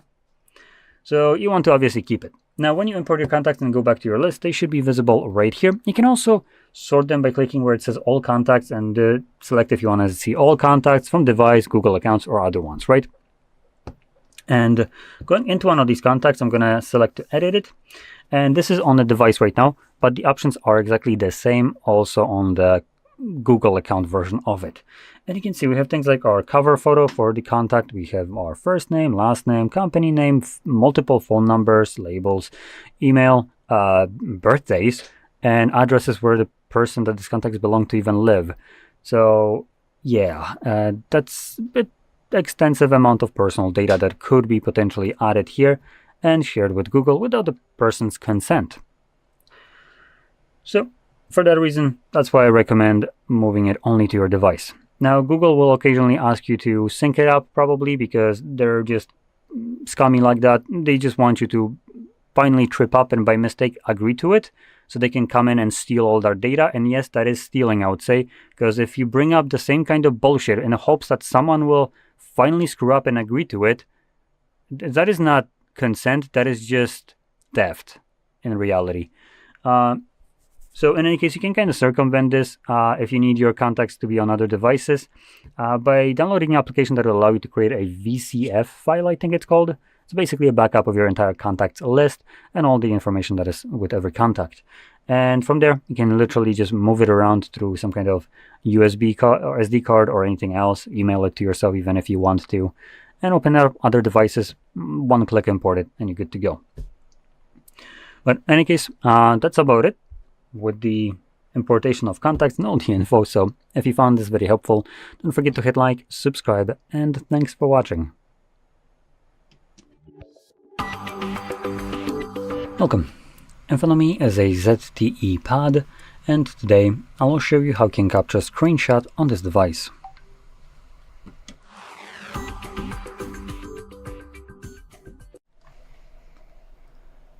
So, to get started, you will first want to open up content that you wish to capture. I'll be using home screen as an example for this, so in my case it's already open and visible. But make sure that whatever you want to capture on that screenshot is visible on your screen. From there, all you need to do is press the power button and volume down at the same time. At the same time. There we go.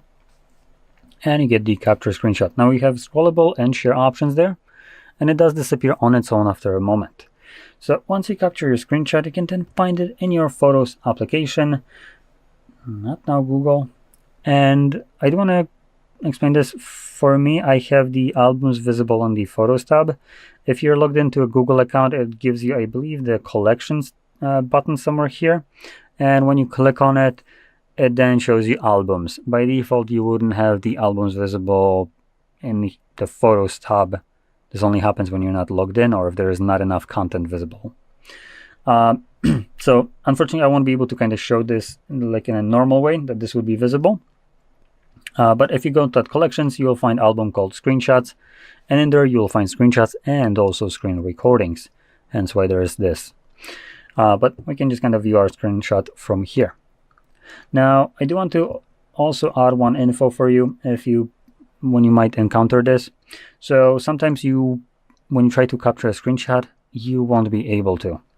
So if this is done to basically protect the privacy and security of the user, it's an application that has or any kind of application has the ability to, I believe, disable a feature called drawing over other apps.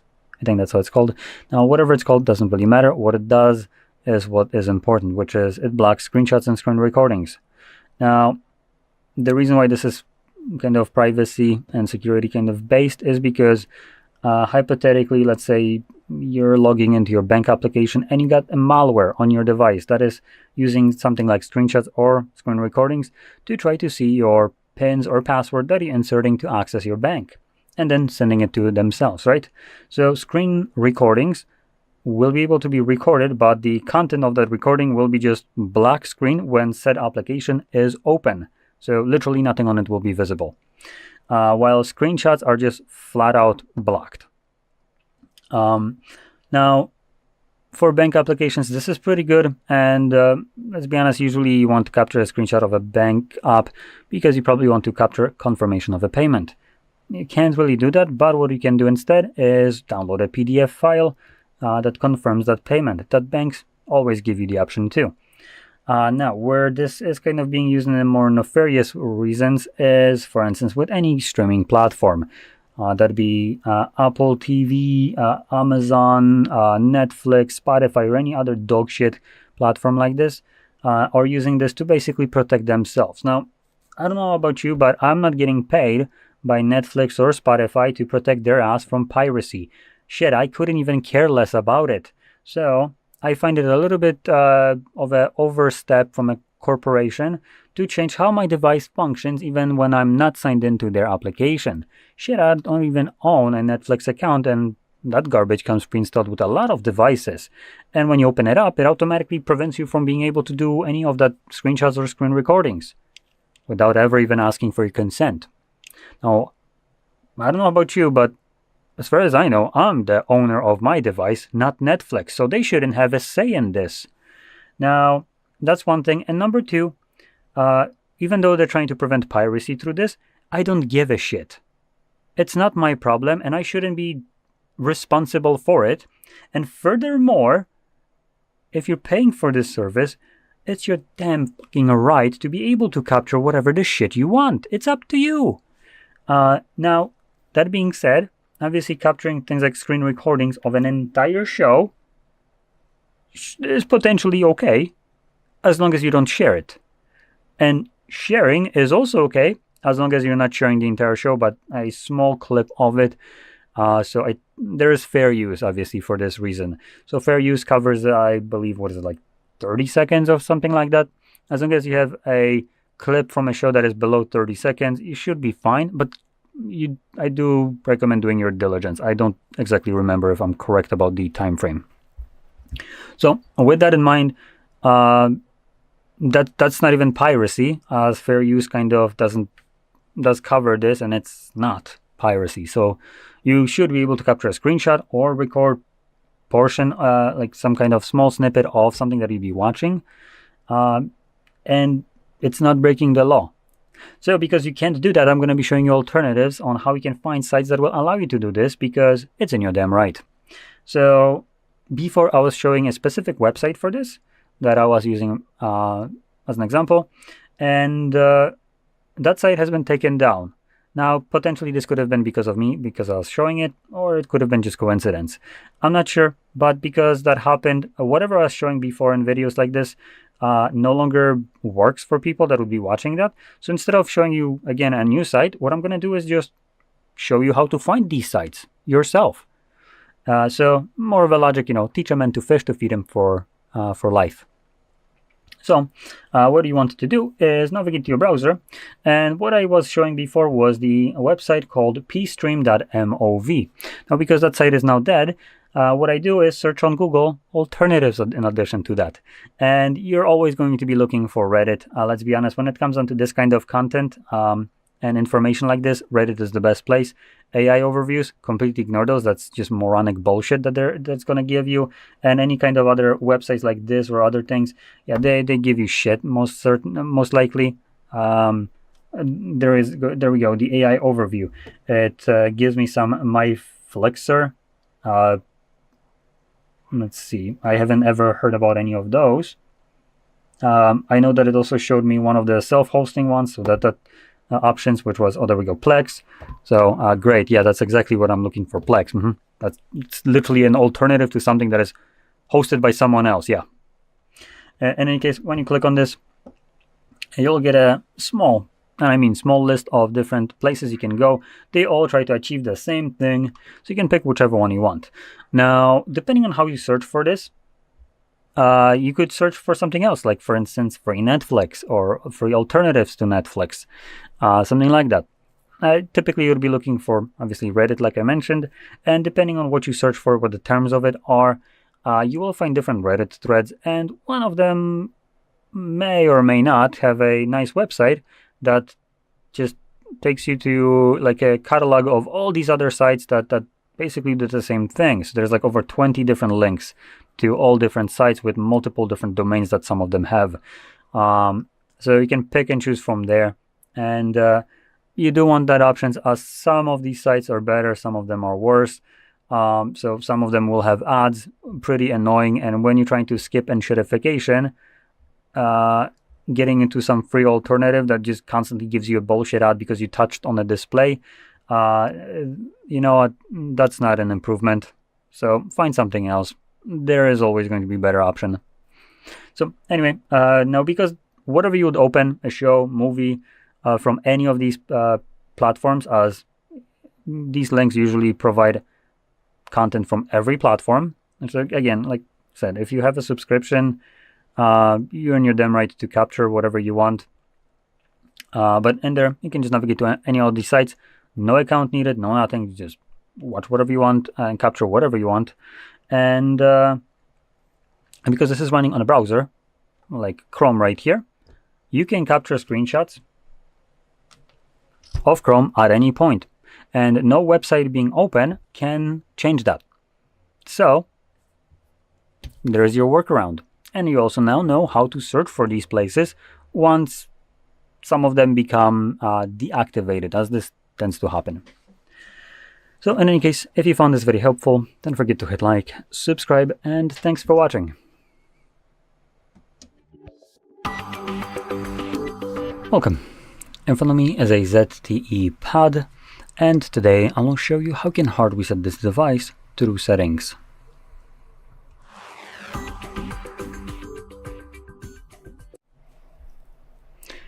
So, before I get started with the actual reset, I do want to quickly talk about backing up your device, as resetting obviously deletes all the data that is stored on your device, so you best be prepared for that and back up your device.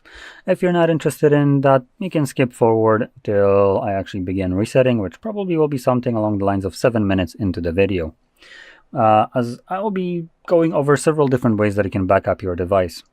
So first thing, and probably the most common backup, will be done through Google. So let's open up our settings, and in here just navigate to System and Update and find Backup. There we go. And this one will be from Google. I'm not going to be signing in. Sorry, Google. Let's go back in here. Now, if you're signed in or not, it will give you this info right here. So you can see on my end, neither photos nor videos are being backed up, or device or other device data. You can tap on, for instance, other device data, and it will tell you what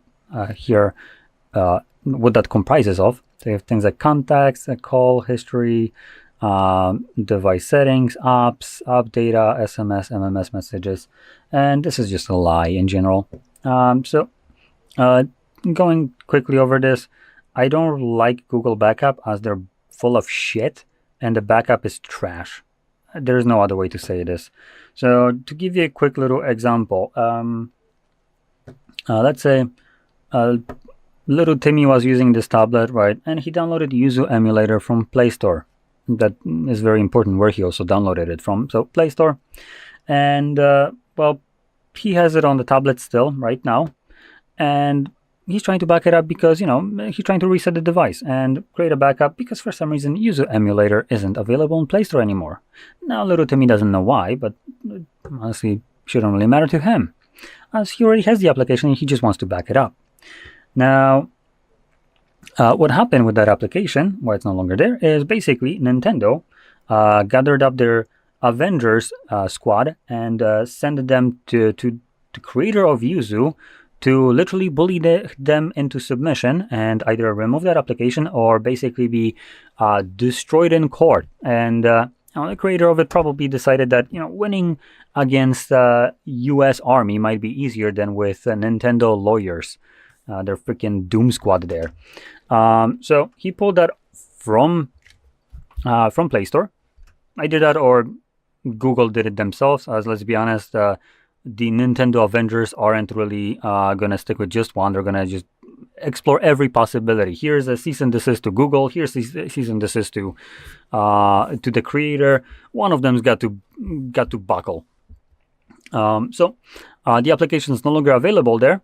But hey, it shouldn't matter. Google tells you that it's gonna back up your applications, right? It's literally right here. Now, what it actually does is not backup. It's more like create a little sticky note for itself. So little Timmy restores his tablet or resets it and then tries to restore this backup that he supposedly created. Now what happens is, well, the restore went through and supposedly told him that it's successful. Well, little Timmy is going and looking for his user emulator because it's no longer available in Play Store, so it was important to him. And well and behold, it's not there after restore. And the reason for that is restore just kind of checks out the little sticky note that it got and looks at it like, cool, download Yuzu? Huh? There's no such a thing in Play Store anymore. I guess we're not doing that. Okay, skip. So obviously it's not going to restore this. And when I said that from Play Store, I do mean that. If an application came from outside of Play Store, Google basically closes their eyes, pretends to not hear you, and has this approach of not our circus, not our monkeys. So again, as a backup, it's pretty awful because number one, it tells you that it backs up apps, but it doesn't. And even it doesn't even back up applications that would be on Play Store. But if they didn't originate on this device from Play Store, it also doesn't give two shits about it. So like I said, it's pretty horrid. Now, hopefully there's another option that we could utilize, which let's see. Clone, nope. Nope, how about...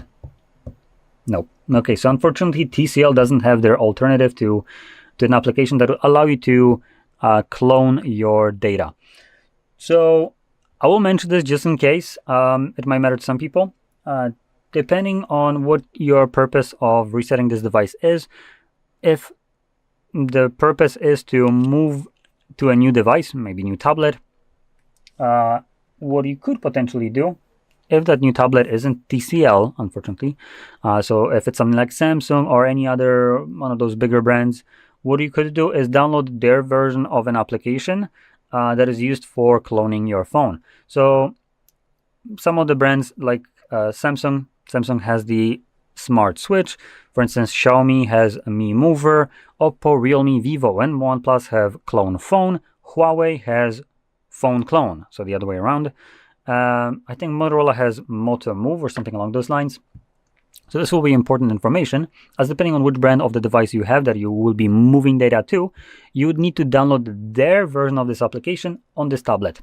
And when you do, you can just open up the application that comes with that device. So Samsung uses Smart Switch, and every Samsung has Smart Switch already out of the box on the phone. So when you download Smart Switch on here, it will allow you to connect these two devices together, and I can then move all the data that is on this device to that Samsung device. Now it doesn't matter if it's tablet or phone, I can just move it. And also this process isn't picky.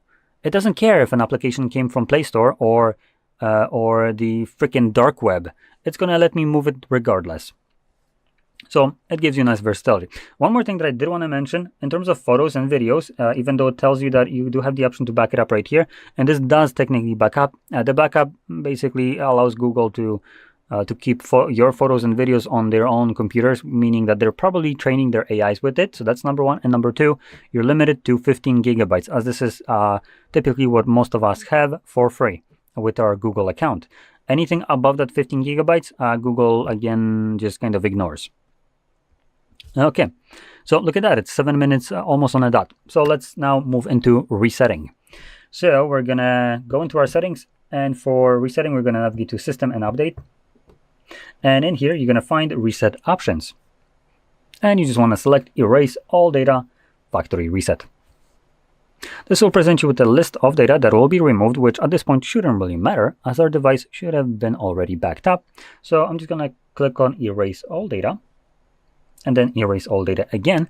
I do want to point out, if you have some kind of screen lock, you will need to confirm it before you get the second erase all data button. And once you confirm it, you can click on it then, and this will begin resetting your device. Now this process will take about probably more like 2 minutes to finish up. So I'm going to let it run through and come back once the device has finished resetting on my end.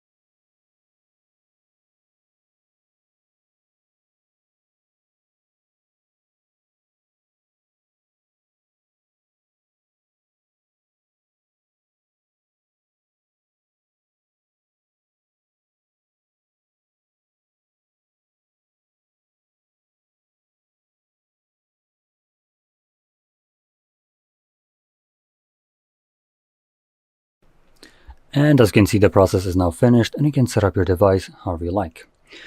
So if you found this very helpful, don't forget to hit like, subscribe, and thanks for watching. Welcome. Follow me as a ZTE Pad, and today I will show you how you can record a screen on this device.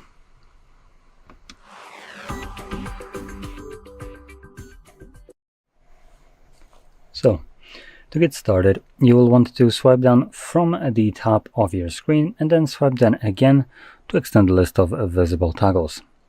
Now, somewhere in here you should find a screen recorder. For me, it's right over here, but if you can find it anywhere in this list, you can add it by clicking on this pencil. And in here you'll find a bunch of toggles that you can add in addition to that initial list. So to add any of these toggles, you would first hold it, and the text right here will change. You can now drag it above it and drop it, and when you go back, this toggle should stay. Now in any case, once you have your screen recorder visible in here, let's see, first time around we can hold it, and this will take us to the settings where we can just get a quick glance on how it's set by default and maybe change some of the things. For instance, something like video quality, which is set to medium. I'm going to be moving that to high. We also have the sound option, so we can record mic and system sound, or both. Though if you're planning to record both, I would recommend maybe using something like headphones or earbuds, because what might happen is when the microphone is recording, when the system sound is being recorded, it will be recorded internally through software, and then it's going to be played through the speakers. Now when it's going to get played through the speakers, chances are your microphone will pick it up again if you obviously have both of them enabled. Now we also have record touch interactions. This will record a semi-transparent gray dot where your finger was pressing the display. Now for videos such as one that I'm for instance recording, if I was recording this as a screen recording, this possibly would have been a nice option. For gameplay purposes, I would probably recommend turning that off, as it might be a little bit distracting. And then stop recording screen while in lock screen, so when you just lock your device, it should end the recording. So anyway, let's close this up. Find the toggle once more, and this time around just simply tap on it. It will bring up this overlay right here with a couple options, for instance like the option to change the sound, close and start recording options. So I'm just gonna begin recording. So from here, whatever you will do will be for the most part recorded by the device. Let's open up maybe something like this. Something went wrong. Probably the fact that I have no internet. Okay, so I guess I'm not going to be opening that up, but I can open up something maybe like a clock. Now, once you're done recording, you can click right here on the square to stop the recording, and the two bars obviously just pause the recording. Now, to view it, you're going to open up your Photos application, and it should be visible under the Photos tab, but you can also find it under Albums, as you typically get, I think it's not called albums, but collections. So this, I believe, shows up when you have signed into your Google account. I'm not, so it's not here. But in any case, once you have that visible, you could look for a album called Screenshots. Because I'm not signed in, it kind of shows all the albums right here. And you can see this is the actual album I'm literally holding. So if I click on this, it takes me to that album. And here, I just have this single screen recording, but just know in the future you'll find screenshots and screen recordings in here. Now we can view it from here. And I do want to also talk about a couple of things that you might experience, a single one that you might experience, which is the screen recorder presenting you with a straight up black recording, where the screen is just straight up black. Now, this is part of a Android feature. I believe it's called something like drawing over other apps. What's it called? It doesn't really matter. What it does, it's the most important thing. So this feature is designed to protect your privacy and security, and it's going to be, for the most part, used by any kind of bank application. They block it in case you would have some kind of malware on your device that would try to see through either screen recordings or screenshots what your pins or passwords are that you're inputting into that application. So because it's being blocked, when such a malware would try to see it, what it results in getting is just a straight up black screen for screen recorder, while screenshots are just blocked. Now, that's good. That's obviously done for your benefit. And if you usually want to capture something in a bank, it's typically going to be a confirmation of a payment, which they might block you from being able to capture screenshots or record screen, but you can always download a PDF of that. So they give you alternative ways of achieving your goal. Now, you'll also encounter this with almost any kind of streaming platform. Now, those platforms basically block it because apparently it's your job to protect them from piracy. Now, I'm one of those people that straight up consider this to be a blatant overreach of corporate cuckery. So I'll be showing you ways on how you can circumvent this, just because if you're paying for something like Netflix or HBO or anything else, it's your goddamn right to capture whatever the shit you want. Now, just know you can even record the entire freaking show, or you should be legally able to record the entire show, and it's not piracy, as you're not distributing it. Now, even if you were, there is one little caveat. You can record small snippets of anything like movies or shows legally and distribute them under fair use. Now, this needs to be under a specific length. I think it's like below 30 seconds, so be aware of that. But you are in your right to be able to do this, and it's not breaking any law. So, because those companies basically block this in case you were going to pirate it and distribute it like a dumbass using their like screen recorder instead of just straight up checking what the network is being used for, then download whatever network is loading up, right? Anyway, so because I find this to be a little bit of a scummy thing, specifically when you have something like usually Netflix that comes pre-installed with your device, and you might not even own a Netflix. You might have never owned a Netflix account like me, and an application that comes pre-installed on your device can block recording when I open it up. Now, as far as I know, opening up any kind of application doesn't automatically mean I have agreed to terms of service or use. So that application shouldn't be able to do this, and bullshit excuse that, oh, I agreed to it in terms of service. No, I didn't. So screw you, Netflix. In any case, so I'm going to be showing you how you can capture screenshots, screen recordings of that type of content outside of these applications, as you can't do it in those applications, and they're just blocking you, and there's no option for you to turn off to be able to do this. So instead, what we're going to do is open up our browser, but I do first need to connect to the network. So let me quickly do that.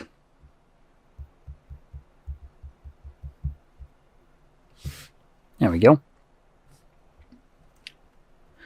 So what I've shown before on different videos was a specific website that no longer functions. Now, for this reason, because it no longer functions, I won't be showing you a specific site. I'll be showing you how you can find those sites. And I'm doing that because, hey, if I teach you how to fish, you can feed yourself for life. And if some DMCA cock will want to strike either, one of those websites, well, then you can always find a new one, and you will know how to. So, because primarily, everything is getting unshittified, these sites are popping up like cancer. They get rid of one, hey, another 2 show up with 2 additional domains. So anyway, I'm going to be using as an example the site that I used to show, because the site might not exist, but the info about it does. So it was pstream.mov. Now I'm not going to go in here, as this site is donezo. It's no longer available, potentially because I was showing it. I have no clue. Could have been coincidence. But what we can do now is just add alternative. Piss off. There we go. Now you're going to be looking strictly for Reddit. Nothing else really interests you. Reddit will be the go-to place for this kind of information. Any kind of bullshit websites or AI answers, those are useless. Don't even pay attention to them. So here's one. Literally the first link. Now in here we have a list of different kind of websites that you could go to view this kind of content. So each one of them will basically allow you to enter it, and without needing any kind of account and without needing to confirm anything, do any kind of BS, you'll be able to pick whatever show you want to watch, turn it on, and start recording it or screenshot it. And like I said, if you're paying for a content that is now the site that is providing it blocking you from capturing it, which is, well, you're in your right to be able to capture it. You're not really doing anything wrong right now. You're already paying for it. And here, you don't need any kind of accounts. You can just access it willy-nilly. Now, because this is running on a browser, in a browser, you can capture screenshots, screen recordings, no problem. And whatever website would be open doesn't have the ability to change how your browser application works. So you'll always be able to capture this content. So that's about it. So I do want to add one more thing. I just showed you a tiny little snippet. I do want to say, depending on how you search for this kind of thing, you could, for instance, I don't know, search for something like Netflix with, I don't know, additional free or anything like that. But depending on how you search for it, you will get different Reddit results, different threads. And on one of them, there's actually a link to a website that tracks these kind of places. That probably will be something that you might want to look for. And in there, you'll find over 20 different sites that basically do all the same thing. And you can pick whichever one works best for you, as they're not all the same. Some of them, have annoying ads, so you might want to look for something else. But in any case, if you found this very helpful, don't forget to hit like, subscribe, and thanks for watching.